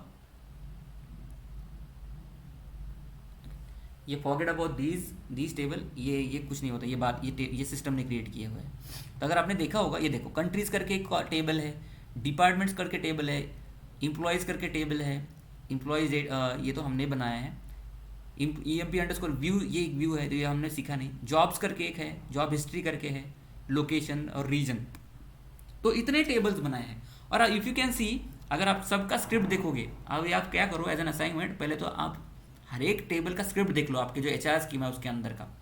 तो जैसे आप ये स्क्रिप्ट देखोगे तो यू विल फाइंड कि हर एक टेबल के अंदर रिलेशनशिप है बाय यूजिंग अ फॉरेन की। जैसे कि हमने अभी देखा था एम्प्लॉयज टेबल और डिपार्टमेंट्स टेबल के बीच में रिलेशनशिप है। सिमिलरली अगर आप लोकेशंस टेबल उठा के देख लोगे तो उसका भी रिलेशनशिप कहीं तो भी होगा by using a foreign key constant. तो ये रिलेशनशिप है। Why they made the relationship between these tables, because to maintain the consistent data और to maintain the integrity of your database. जो आपका डेटाबेस है उसका इंटीग्रिटी मेंटेन करने के लिए रिलेशनशिप इस्टेब्लिश किया है कि इनवैलिड डेटा एंट्री ना हो। अब अगर आप देखोगे ये जो HR स्कीमा है अपना, ओके, इट्स अ प्रोजेक्ट, ये एक प्रोजेक्ट ही है जिसके ऊपर अभी हम क्या क्या प्रैक्टिस कर रहे हैं। तो this HR schema is a project. HR schema के अंदर, ये प्रोजेक्ट के अंदर क्या काम चलता है आपको मैं बताता हूँ। देखो ये जो HR schema it's a one project. इस प्रोजेक्ट के अंदर क्या होता है कि इम्प्लॉयज़ की डिटेल स्टोर होती है उसकी पूरी इम्प्लॉयज़ टेबल के अंदर। फिर उस इम्प्लॉयज़ के जो भी डिपार्टमेंट, जिस किसी पर्टिकुलर डिपार्टमेंट में वो बंदा काम करता है, उसकी पूरी इंफॉर्मेशन आपके डिपार्टमेंट्स टेबल में स्टोर होती है, ओके। फिर वो बंदी जो इम्प्लॉयज़ है, वॉट एवर दे वर्कड, वो उनकी कंट्रीज़ की इंफॉर्मेशन वो कहाँ पे स्टोर करके यहाँ पे स्टोर करते हैं, ओके। फिर ये जॉब्स करके जो टेबल है, इस जॉब्स के टेबल के अंदर उसकी जॉब रिलेटेड पूरी इंफॉर्मेशन स्टोर होती है। उस अब जैसे कि अगर आप यहाँ पे देखोगे जॉब्स, एक दूसरा टेबल ये कर लेते हैं, सिलेक्ट स्टार फ्रॉम जॉब्स। एक काम कर ले, शुरुआत से देखते हैं अभी अपना, सिलेक्ट स्टार फ्रॉम एम्प्लॉयज़ करते हैं, स्टार फ्रॉम एम्प्लॉयज़। ये प्रोजेक्ट मैं आपको समझाता हूँ सो दैट कि जब आप प्रैक्टिस करोगे तो आपको रिलेट कर पाओगे, ओके। ये देखो यहाँ पे एम्प्लॉयज़ की पूरी इन्फॉर्मेशन स्टोर्ड है, जैसे कि उसका फर्स्ट नेम, लास्ट नेम, उसकी एम्प्लॉय ID, हायर डेट कब ज्वाइन हुआ था, उसका जॉब ID क्या है, सैलरी कितना है, उसका कमीशन कुछ है क्या, मैनेजर क्या है और डिपार्टमेंट क्या है, ये इसकी इन्फॉर्मेशन। अगर आप इसका F4 करोगे, यहाँ पे देखो, यहाँ पे आपको पता चल जाएगा। इसका स्क्रिप्ट में चले जाओ, स्क्रिप्ट में आपको यहाँ पे देखो, ये तो ड्रॉप का उसने डाल दिया, ये आपने बनाया, ओके। अब नीचे आओ, नीचे आने के बाद आपको ये देखो हर एक इसमें कमेंट डाला है, comment on table HR.employees।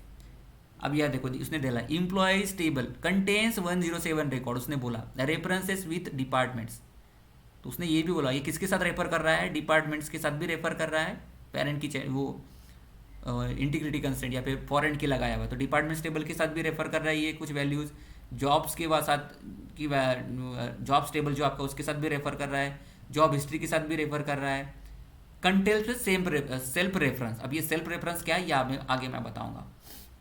So then comment on column HR employee ID, तो एम्प्लॉय आईडी के ऊपर क्या कमेंट है, is a primary key of employee table, तो एम्प्लॉय टेबल की ये क्या है, प्राइमरी की है, एम्प्लॉय आईडी इसके ऊपर प्राइमरी की है।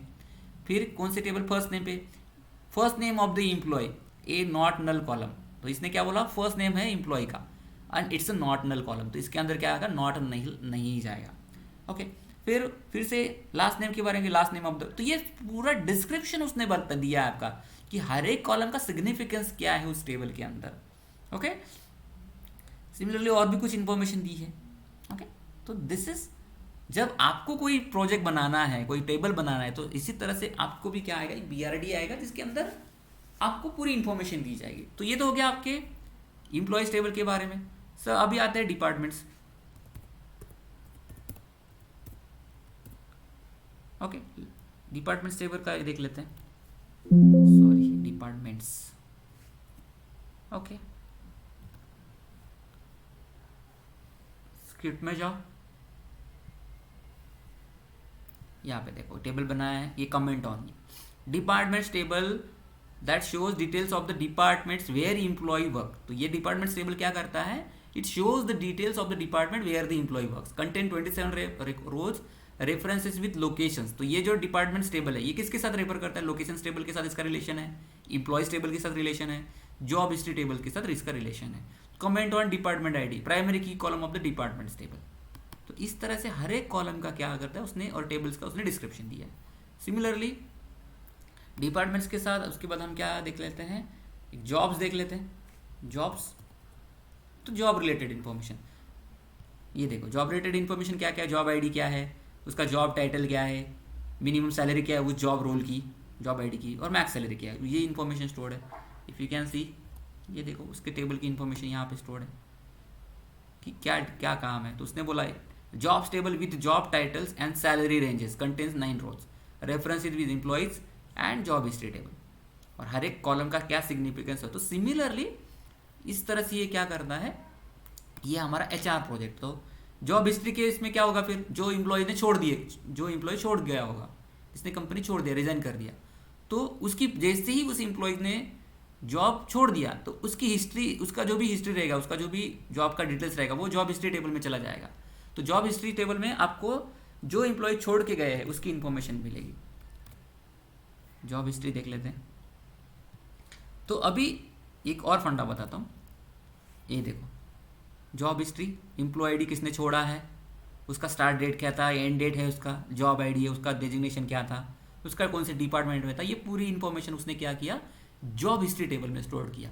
अब मुझे एक बात बताओ, जब आप कंपनी छोड़ के जाते हो, छोड़ के जाने के बाद आपका HR ऐसे ना थोड़ी ना पापा ये बंदा छोड़ के गया, अब एक दिन में तो हो सकता है 10,000 भी एम्प्लॉय या 2,000 एम्प्लॉय छोड़ के चले जाए, 10 छोड़ जाए, तो आपका HR जाके इस तरह से तो नहीं करेगा ना, insert into job history into job underscore history, okay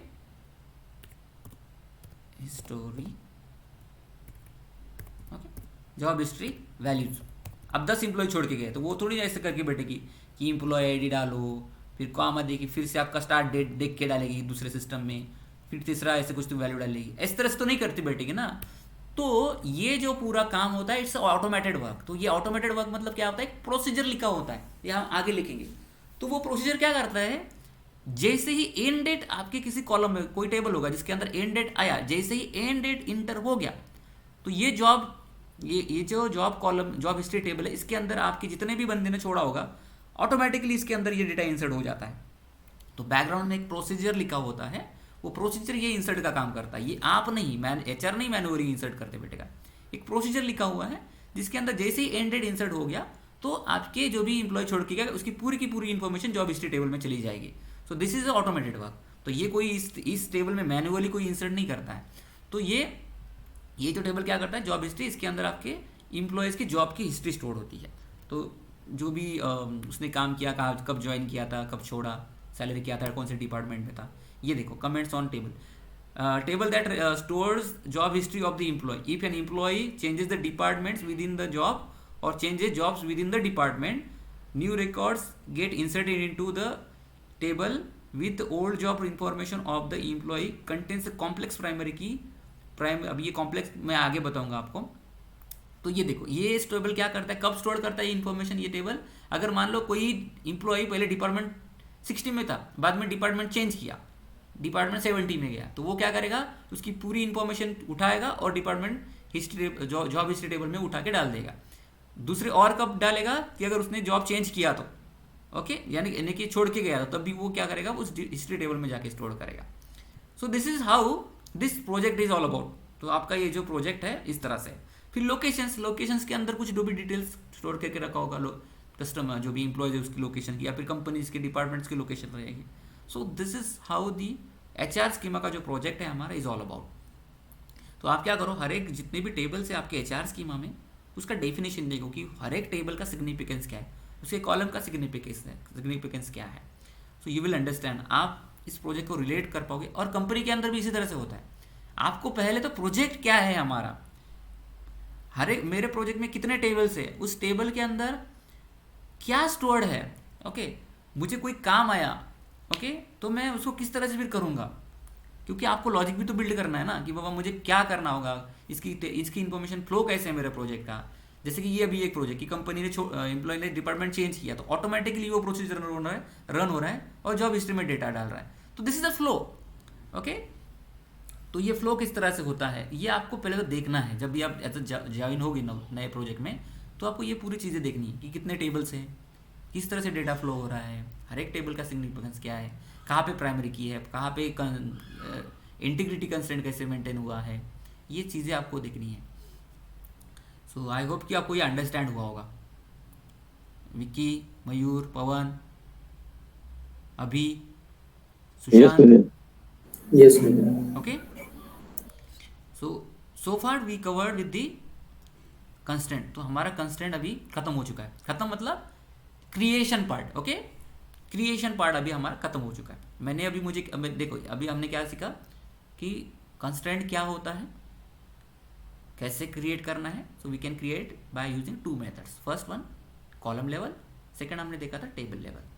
फिर हमने कंस्टेंट को नाम देना है या नहीं देना है, इट्स अप टू यू। आपको नहीं देना है, सिस्टम उसको नाम दे देगा, ओके। देना है तो आप दे सकते हो, ओके। नाउ उसके बाद हमने क्या देखा कि मैंने टेबल क्रिएट किया, तब मैंने कंस्टेंट किया, दैट्स फाइन।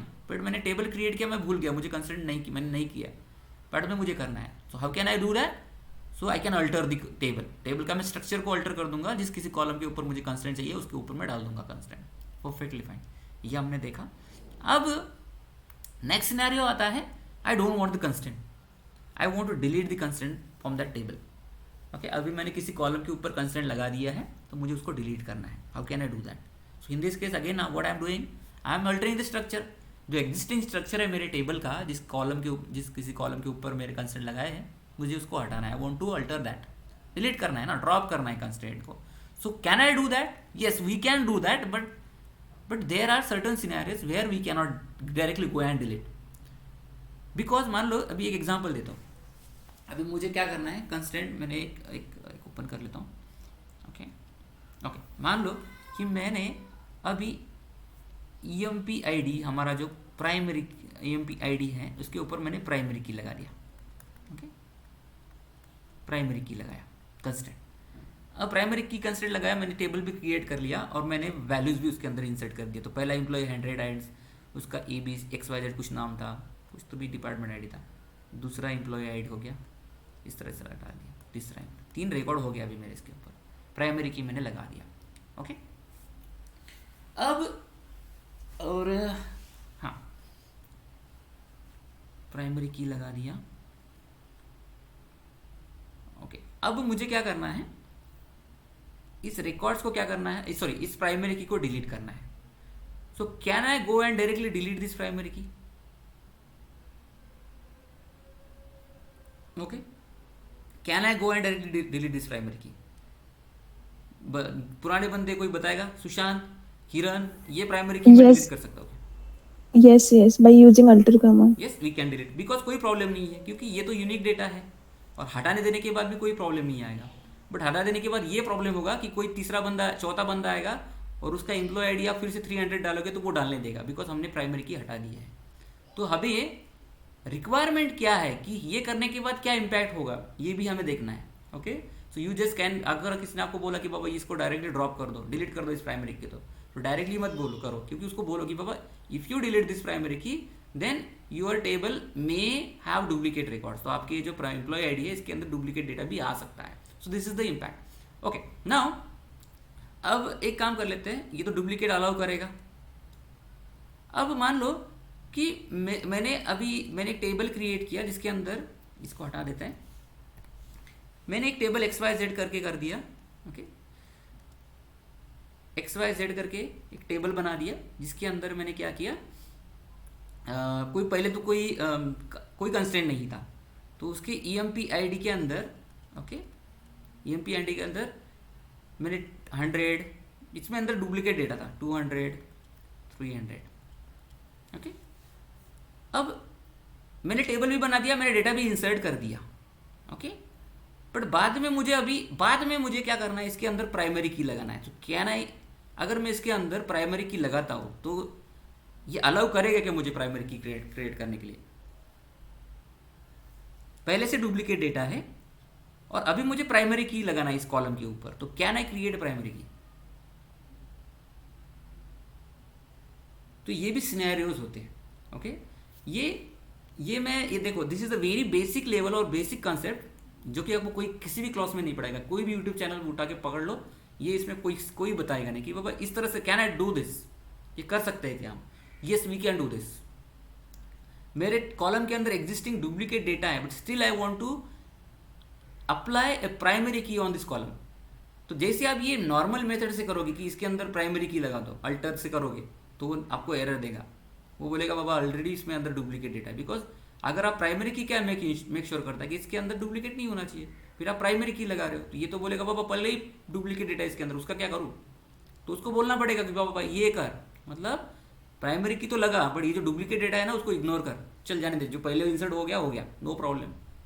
बट अभी तो प्राइमरी की लगा, सो दैट कि going forward this column should not contain duplicate data, इसके अंदर डुप्लीकेट डेटा नहीं है। पहले जो हो गया आई डोंट बॉदर, मुझे कोई प्रॉब्लम नहीं है, पहले है लेट इट बी, रहने दो वो डुप्लीकेट डेटा, बाद में डिलीट कर देंगे। बट अभी तो लगा दे सो दैट कि नेक्स्ट टाइम से उसके अंदर डुप्लीकेट डेटा ना जाए। सो this is the concept scenario के कंस्ट्रेंट के रिगार्डिंग, ये भी कंसेप्ट है। सो आपको ये पता होना चाहिए। तो ये चीज़ें भी हमें करना है, तो आगे हम करेंगे। सो हम अभी तो पहले तो ड्रॉप कर देखते हैं, ड्रॉप का। तो ओके, सो नाउ ड्रॉप कैसे करेंगे? तो अल्टर, मान लो कि अभी हमारा एक टेबल है, अभी जो हमने XYZ टेबल बनाया था, अभी उसके अंदर हमने प्राइमरी की लगाया है एम्प्लॉय आईडी कॉलम के ऊपर। अभी हम उसको जो ड्रॉप करना है तो वो सिंपल, अल्टर टेबल XYZ क्या करना है? I want to drop a constraint, तो ड्रॉप कंस्ट्रेंट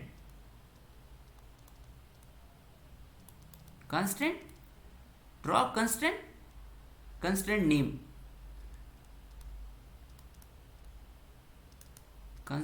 नेम, ये आपका सिंटैक्स है, to drop the constraint from any column of your table.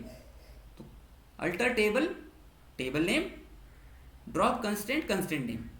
तो अभी ये हम जो नाम दे रहे थे कंस्ट्रेंट को, जैसे कि हमने FK दिया था, PK दिया था, तो वो नाम हमें यहाँ पे डालना है। ओके, तो नितिन, हाँ, तो कोई भी कंस्ट्रेंट अपन इस पे ड्रॉप कर सकते हैं क्या? Yes. मतलब उसके लिए यही यूज करेंगे ना सबके लिए? हाँ, सबके लिए यही है।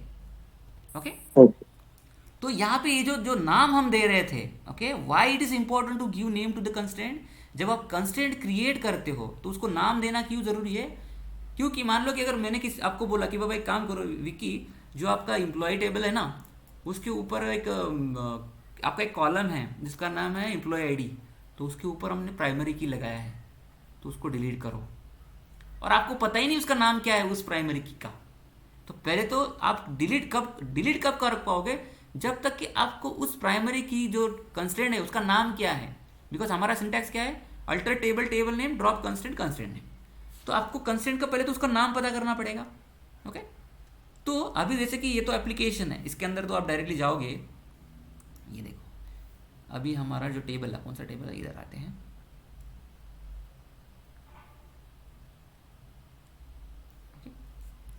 ये देखो, ये हमारा XYZ टेबल था जिसके ऊपर हमने कंस्ट्रेंट बनाए थे। ओके, तो अभी एप्लीकेशंस है जिसके अंदर हमें डायरेक्टली कौन से कंस्ट्रेंट पे, कौन से कॉलम पे ऊपर क्या कंस्ट्रेंट है उसका नाम क्या, ये पूरा मिल जाता है।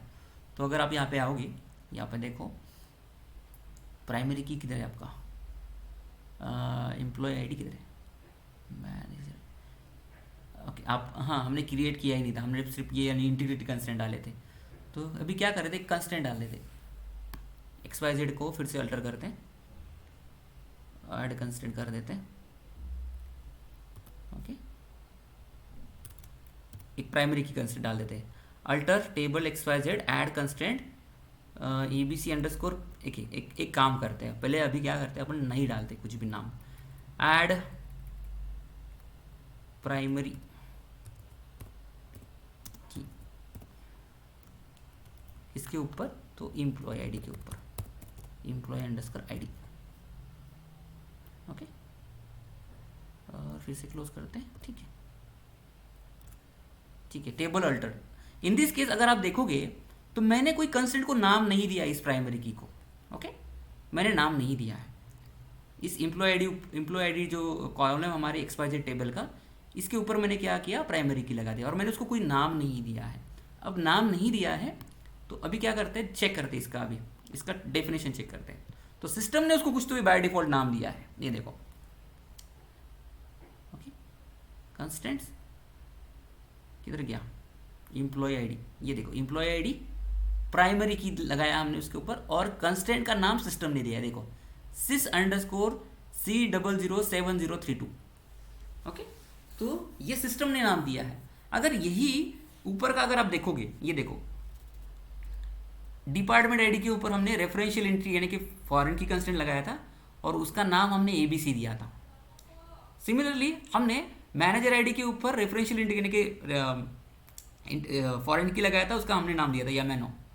बाद में ये जॉब आईडी के ऊपर हमने नाम ये फॉरेन की लगाया था, उसका नाम STU रखा। ये हमने नाम दिए हैं। हमने क्यों दिया है कि मान लो अगर किसी टाइम अगर मुझे कुछ डिलीट करने के लिए बोला, ड्रॉप करने के लिए बोला कंस्टेंट, तो मुझे उसका नाम ढूंढने की ज़रूरत नहीं पड़ेगी, मुझे पहले ही से एडवांस में पता चलेगा कि मैंने नाम दिया ना, उसका नाम क्या है उस कंस्टेंट का। तो मैं डायरेक्टली जाऊँगा और उसका नाम डाल दूंगा, डिलीट हो जाएगा। बट इन दिस केस अगर मान लो मैंने एम्प्लॉय आईडी के ऊपर प्राइमरी की तो लगा दिया, बट अभी मुझे उसको डिलीट करना है, बट उसका नाम ही मुझे पता नहीं, बिकॉज मैंने नाम नहीं दिया, वो तो सिस्टम ने नाम दिया है, और सिस्टम ने नाम क्या दिया आई डोंट नो। तो मैं पता कैसे करूँगा। ओके, अगर सिस्टम ने कुछ ही कंस्टेंट को नाम दिया है और वो मुझे डिलीट करना है, तो डिलीट करने के लिए तो मुझे पहले तो मुझे उस कंस्टेंट का नाम क्या ये पता होना चाहिए। अब सिस्टम ने नाम दिया है, मुझे पता नहीं है, so how can I find the name of that constant, उस कंस्टेंट जिसको मुझे डिलीट करना है। So how can I find the name of that constant. तो उसके लिए we can write the query as well.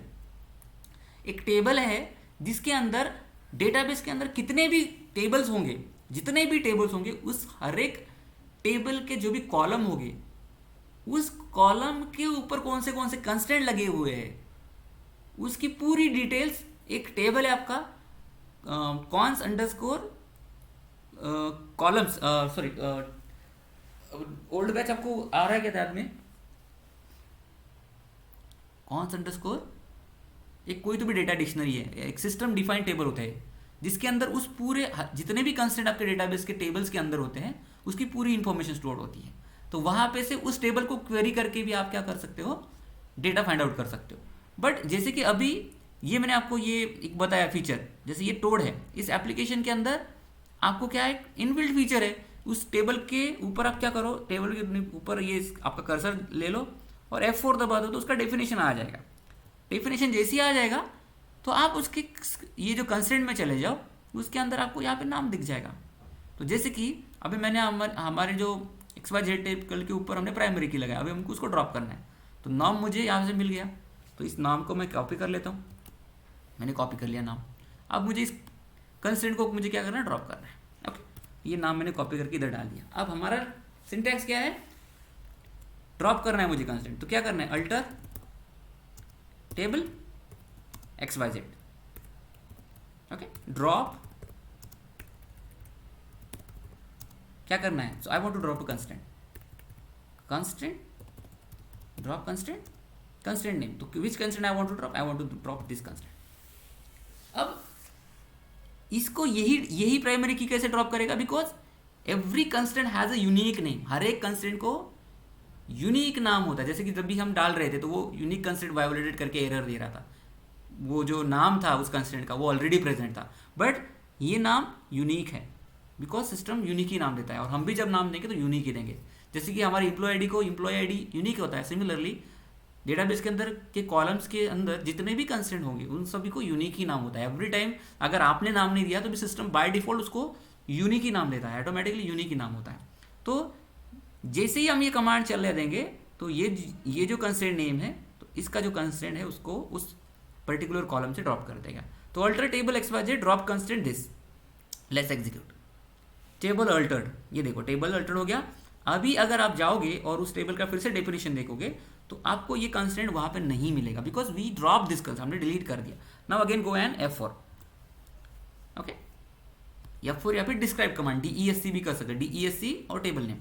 अगर आप अभी फिर से जाओगे कंस्ट्रेंट के अंदर, ये देखो वो एम्प्लॉय आईडी के ऊपर आपको मिलेगा ही नहीं, वो कंस्ट्रेंट वो ड्रॉप हो गया, वो जो इसका नाम जो था वो भी आपको नहीं मिलेगा, है ही नहीं। Okay, we drop the constraint, हमने उस कंस्ट्रेंट को ड्रॉप कर दिया, तो आपको मिलेगा नहीं। Okay, so this is how we can drop any constraint. तो हर एक कंस्ट्रेंट को आप इसी तरह से ड्रॉप कर सकते हो। सिमिलरली अगर आप अगर हम दूसरा कंस्ट्रेंट ड्रॉप करते हैं, let's come to the next constraint, okay, triggers constraint. Okay, कोई दूसरा नाम उठा लेते हैं, जैसे कि अभी हमने ये यहाँ पे दिया है ABC, तो ABC हमने नाम दिया है, हमें पता है एडवांस में, तो ABC को ड्रॉप करके देखते हैं, तो ABC कर लेते हैं ABC। Okay, now let's try to delete table altered, फिर से गो एंड चेक, कंस्ट्रेंट नहीं दिखेगा आपको, हट गया वो, ये देखो ABC हट गया। So this is how we can drop the constraint. अब वो कंस्ट्रेंट की इंफॉर्मेशन कौन से टेबल में स्टोर होती है वो मैं आपको बताऊंगा कल के लेक्चर में, बिकॉज वो एक टेबल है, मैं भूल गया उसको। यूजर अंडरस्कोर कंस्ट्रेंट में भी हो सकता है, एक टेबल है। देखो एक ज्ञान की चीज़ बताता हूँ, पहले तो मैं देख लेता हूँ। User select star from user underscore constraints, ठीक है, यूजर अंडरस्कोर कंस्ट्रेंट, ठीक है। इसके अंदर भी आपको मिल जाएगा, इसके अंदर नाम है कि आपके कंस्ट्रेंट का, इसके अंदर नहीं होता है शायद, कंस्ट्रेंट नेम, हाँ है, ठीक है। तो यूजर अंडरस्कोर कंस्ट्रेंट के अंदर भी आप जाके क्या कर सकते हो, कंस्ट्रेंट का नाम आप फाइंड आउट कर सकते। ये देखो कंस्ट्रेंट नेम इधर भी है, ओके, बट कौन सा कॉलम है, टेबल नेम, हाँ ठीक है, टेबल नेम भी है, कंस्ट्रेंट नेम डिलीट, इसके अंदर भी कंस्ट्रेंट की इंफॉर्मेशन स्टोर्ड है। हाँ, तो इस टेबल में जाके भी आप क्या कर सकते हो, उस कंस्ट्रेंट का नाम फाइंड आउट कर सकते हो कि कौन से कॉलम के ऊपर क्या है। तो यूजर अंडरस्कोर कंस्ट्रेंट एक स्पेसिफिक एक टेबल है सिस्टम का, और भी कॉलम के रिगार्डिंग टेबल्स है जिसके अंदर कंस्ट्रेंट रिलेटेड इन्फॉर्मेशन स्टोर होती है। मैं आपको कल के लेक्चर में बताता हूँ। सो आई होप कि अभी आपको ये डिलीट कैसे करना है, ड्रॉप कैसे करना है कंस्ट्रेंट तो समझा होगा आपको, और ओवरऑल कंस्ट्रेंट आपको समझा होगा।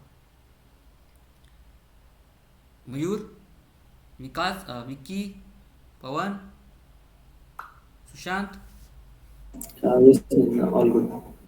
नहीं समझा होगा तो गाइस लेट मी नो, हम इसको फिर से कवर करते हैं। But this is a very critical, आपको ये आना है। अगर ये आपको जम गया ना भाई, तो अभी नेक्स्ट लेक्चर से आप जब ये करोगे ना तो जॉइंस वगैरह हम पढ़ेंगे ना, एकदम इजी लगेगा आपको। जॉइंस बहुत ही अच्छा कंसेप्ट है ना, it's very important that you know it. मगर इसको अगर छोड़ के आप आगे जाओगे तो थोड़ा आपको जंबल हो जाएगा। सो इट्स बेटर आप क्या करो, इसको अच्छी तरीके से करो। तो अभी एक असाइनमेंट आपको दूंगा मैं आज, so try to solve that assignment today itself, so that next lecture में, कल के लेक्चर में आप उसको जब आप पढ़ोगे तो आप इंजॉय करोगे उस लेक्चर को एकदम बढ़िया से, क्योंकि अभी हम कल क्या करेंगे, I am thinking to start with the joints. Joints हम स्टार्ट करेंगे, उसके बाद हम फंक्शन स्टार्ट करते हैं। तो जॉइंट्स में इसके लिए आपको इस लेक्चर में फर्स्ट ले रहा हूँ, क्योंकि थोड़ा डेटा कैसे निकालना है, क्वेरीज बनाना है, वो थोड़ा करेंगे, फिर फंक्शंस पढ़ेंगे तो वो बेटर रहेगा। लास्ट टाइम हमने फंक्शंस पहले पढ़े थे, उसके बाद जॉइंट्स पढ़े थे। तो in this way we covered with the constant का जो थोड़ा एक 1% भी से भी कम एक पार्ट बचा है, जो कि ये टेबल्स कौन से टेबल में जाके स्टोर होता है। जैसे कि अभी तो हमने F4 करके पता कर लिया उसका नाम क्या है, बट अगर मेरे पास अगर ये टोड एप्लीकेशन नहीं है, still I want to find the name of the constant, तो वो कैसे फाइंड आउट करेंगे, तो उसका क्वेरी कौन से टेबल में उसका डेटा स्टोर होता है, वो मैं आपको कल बताता हूँ। अभी बताता हूँ ज्ञान की बात। देखो, मान लो कि आपको इम्प्लॉयज़ की इन्फॉर्मेशन स्टोर करना है, तो आप क्या करते हो, एक इम्प्लॉयज़ टेबल बना देते हो, उसके अंदर उसकी इन्फॉर्मेशन स्टोर करते हो। सिमिलरली डिपार्टमेंट्स की इन्फॉर्मेशन स्टोर करना है, तो आप क्या कर देते हो, एक डिपार्टमेंट्स टेबल बना देते हो, उसके अंदर डिपार्टमेंट्स की डेटा स्टोर कर देते हो। बट एज अ सिस्टम, मान लो एक एग्जांपल देता हूँ। मान लो आपने कंपनी ज्वाइन किया, कंपनी ज्वाइन करने के बाद आपका एम्प्लॉय आईडी बनेगा, वो एम्प्लॉय आईडी आपकी एम्प्लॉयज टेबल में स्टोर हो जाएगा, आपकी कंपनी के जो भी डेटाबेस है उसका एम्प्लॉयज टेबल में स्टोर हो जाएगा। ओके, बाद में आपको जो भी एप्लीकेशन पे आप काम करोगे उसका एप्लीकेशन का यूजर नेम पासवर्ड मिलेगा, वो भी तो किसी डेटाबेस के टेबल में जाके स्टोर होगा ना। तो कोई टेबल होगा, उसके अंदर आप हर एक जितने भी इंप्लॉयज होंगे उनकी यूजर आईडी पासवर्ड की, उसकी जो भी एप्लीकेशन होगी उसके यूजर आईडी पासवर्ड का इंफॉर्मेशन स्टोर होता है। अभी आपने कोई टेबल क्रिएट किया, ओके, आपने आज कोई टेबल क्रिएट किया और उसके अंदर आपने आपकी कुछ इंफॉर्मेशन स्टोर कर रहे हो, बट आपने जो टेबल क्रिएट किया है, वो टेबल क्रिएट जो किया है उसकी भी इंफॉर्मेशन सिस्टम के टेबल में जाके स्टोर होती है कि बाबा आज विकी ने कोई टेबल क्रिएट किया है। ओके, तो विकी ने XYZ नाम का टेबल क्रिएट किया, तो एक टेबल होता है, जैसे कि हमने एक क्वेरी मैंने आपको बताया था, सिलेक्ट स्टार फ्रॉम टैब। तो ये जो टैब होता है, this tab is nothing but a system defined table. ये सिस्टम का टेबल होता है, this is a dictionary, actually we can say meta data. Meta data means data about the data. तो जो भी whatever activity you perform in your database, everything it's get log into system table. तो system के table के अंदर वो information store होती है। मान लो विकी ने कोई टेबल बनाया है, तो विकी ने कौन से टाइम को, उस टाइम की कौन से सेकंड को टेबल बनाया, उसकी पूरी इंफॉर्मेशन एक टेबल होता है, उसके अंदर जाके स्टोर होती है। तो सिलेक्ट स्टार फ्रॉम टैब अगर आप करते हो, तो वो टैब के अंदर आपके डेटाबेस के अंदर कितने टेबल है उस पर्टिकुलर स्कीमा के अंदर, जैसे HR स्कीमा के अंदर कितने टेबल है, उसकी इंफॉर्मेशन हम ये सिलेक्ट स्टार फ्रॉम टैब के अंदर आपको मिल जाती है। Okay, similarly all underscore table करके एक डेटा डिक्शनरी है, एक सिस्टम टेबल होता है, all underscore tables. Okay, all underscore tables. Okay, all under tables के अंदर आपके डेटाबेस के अंदर कितने भी, अब जैसे कि आप यूजर हो, HR यूजर है, सिमिलरली और कोई XYZ यूजर होगा, दूसरा तीसरा यूजर होता है, ऐसे तो मल्टीपल यूजर हो सकते हैं आपके डेटाबेस के अंदर। ये बंदे, हर एक बंदा कोई तो भी टेबल क्रिएट करता होगा, 10 करता होगा, 15 होगा। तो ऑल अंडरस्कोर टेबल के अंदर जितने भी यूजर है उन सभी ने जो जो टेबल्स बनाए होंगे, उन पूरे टेबल्स की इंफॉर्मेशन ऑल अंडरस्कोर टेबल्स के अंदर स्टोर होती है। तो this all underscore table is a system defined table which you can not delete. तो आप उसको ड्रॉप भी नहीं कर सकते। जैसे कि अगर आप देखोगे, देखो select star from all underscore tables, all underscore tables, let's query this. ये देखो ऑल अंडरस्कोर टेबल्स, इसका ओनर कौन है, ओनर नथिंग बट यूजर। जैसे कि अब ये देखो, ये सिस्टम का टेबल है, dual. Dual is nothing but a system defined table, ये सिस्टम ने क्रिएट किया हुआ है, and you can not drop that table. System ने जो भी टेबल क्रिएट होते हैं आप उसको ड्रॉप नहीं कर सकते। And this system defined tables we can call it the meta data, because वो क्या करते हैं, it's store the data about the data. जैसे आपने टेबल्स बनाए हर एक इंप्लॉयज ने, तो उन हर एक टेबल की इंफॉर्मेशन इस user underscore all underscore tables के अंदर जाके स्टोर होती है। जैसे एक पर्टिकुलर यूजर, जैसे आपने स्टोर किया है, आपने क्रिएट किया, आपने लॉग इन किया है, और अगर आप यूजर अंडरस्कोर टेबल्स करोगे तो आपने क्या क्या टेबल्स क्रिएट किए हैं उसकी इंफॉर्मेशन मिलेगी। सिमिलरली ये देखो, ये this are the tables, dual is a system table. Okay, जैसे ये सिस्टम ने बनाए हुए हैं, नीचे आओगे ये दूसरा कोई तो भी सिस्टम करके एक यूज़र है, ये कोई तो भी यूज़र है। सिमिलरली इसके अंदर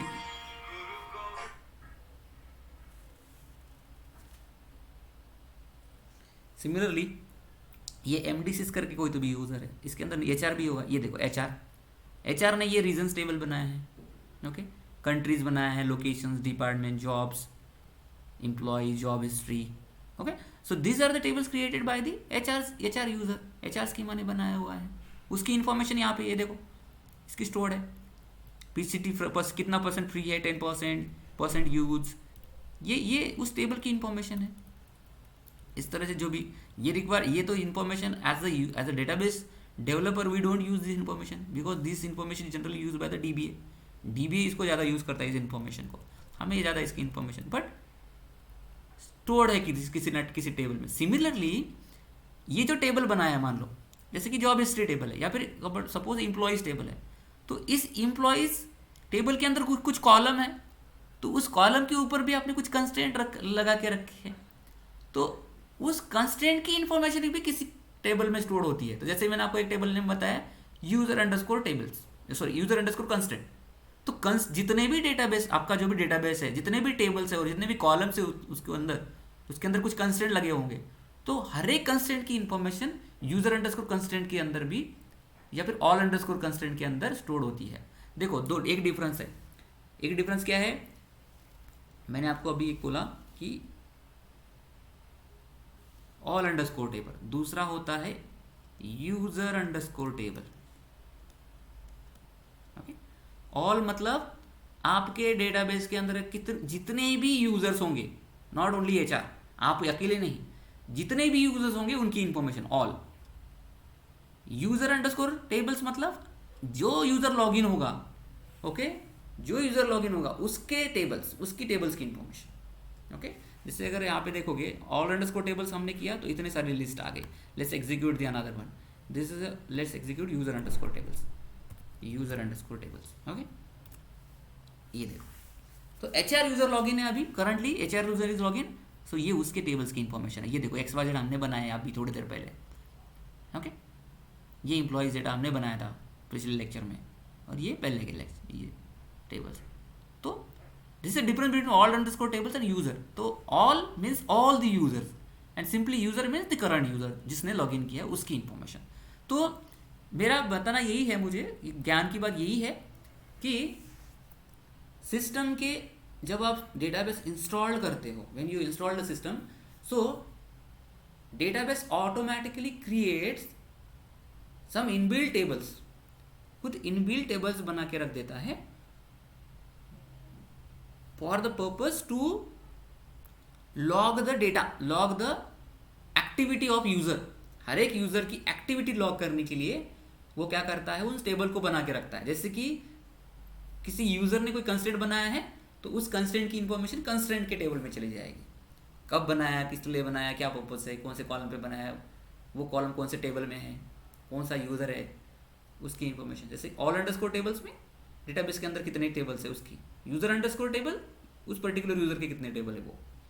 तो ये किस लिए, to maintain the history, to maintain the log maintain करने के लिए कि बाबा कोई किसी ने कोई इलिजिमेट क्या बोलते हैं एक्टिविटी परफॉर्म किया which is not he authorise to, which is he not authorise to do so, तो उसने एक्टिविटी किया and later on we found that something wrong is happened in the database.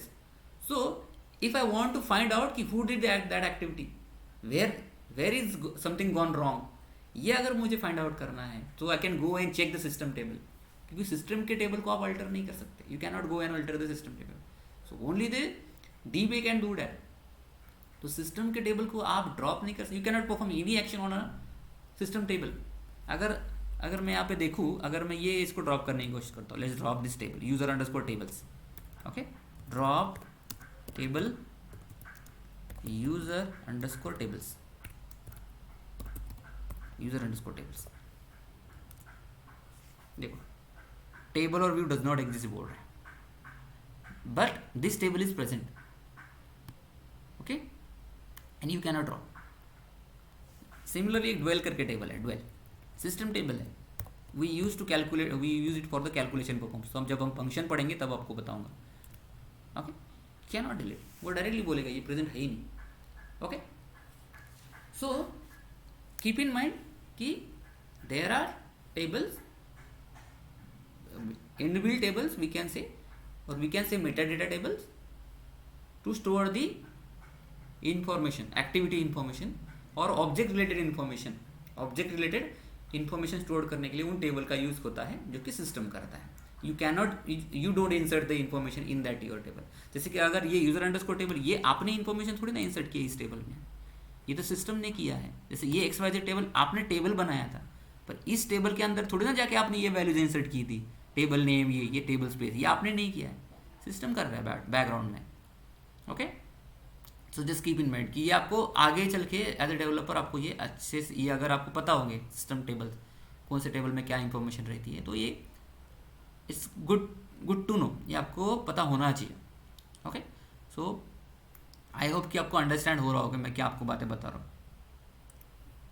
Okay, so today I will prepare one assignment, और by evening मैं आपको ये assignment share करता हूँ, and I am just expecting you guys will solve that assignment by today itself, because tomorrow is a very important lecture, और हमने I guess हमारे 4 week हो गए हैं, 4 या I guess this is the 4th week, 3rd और 4th week.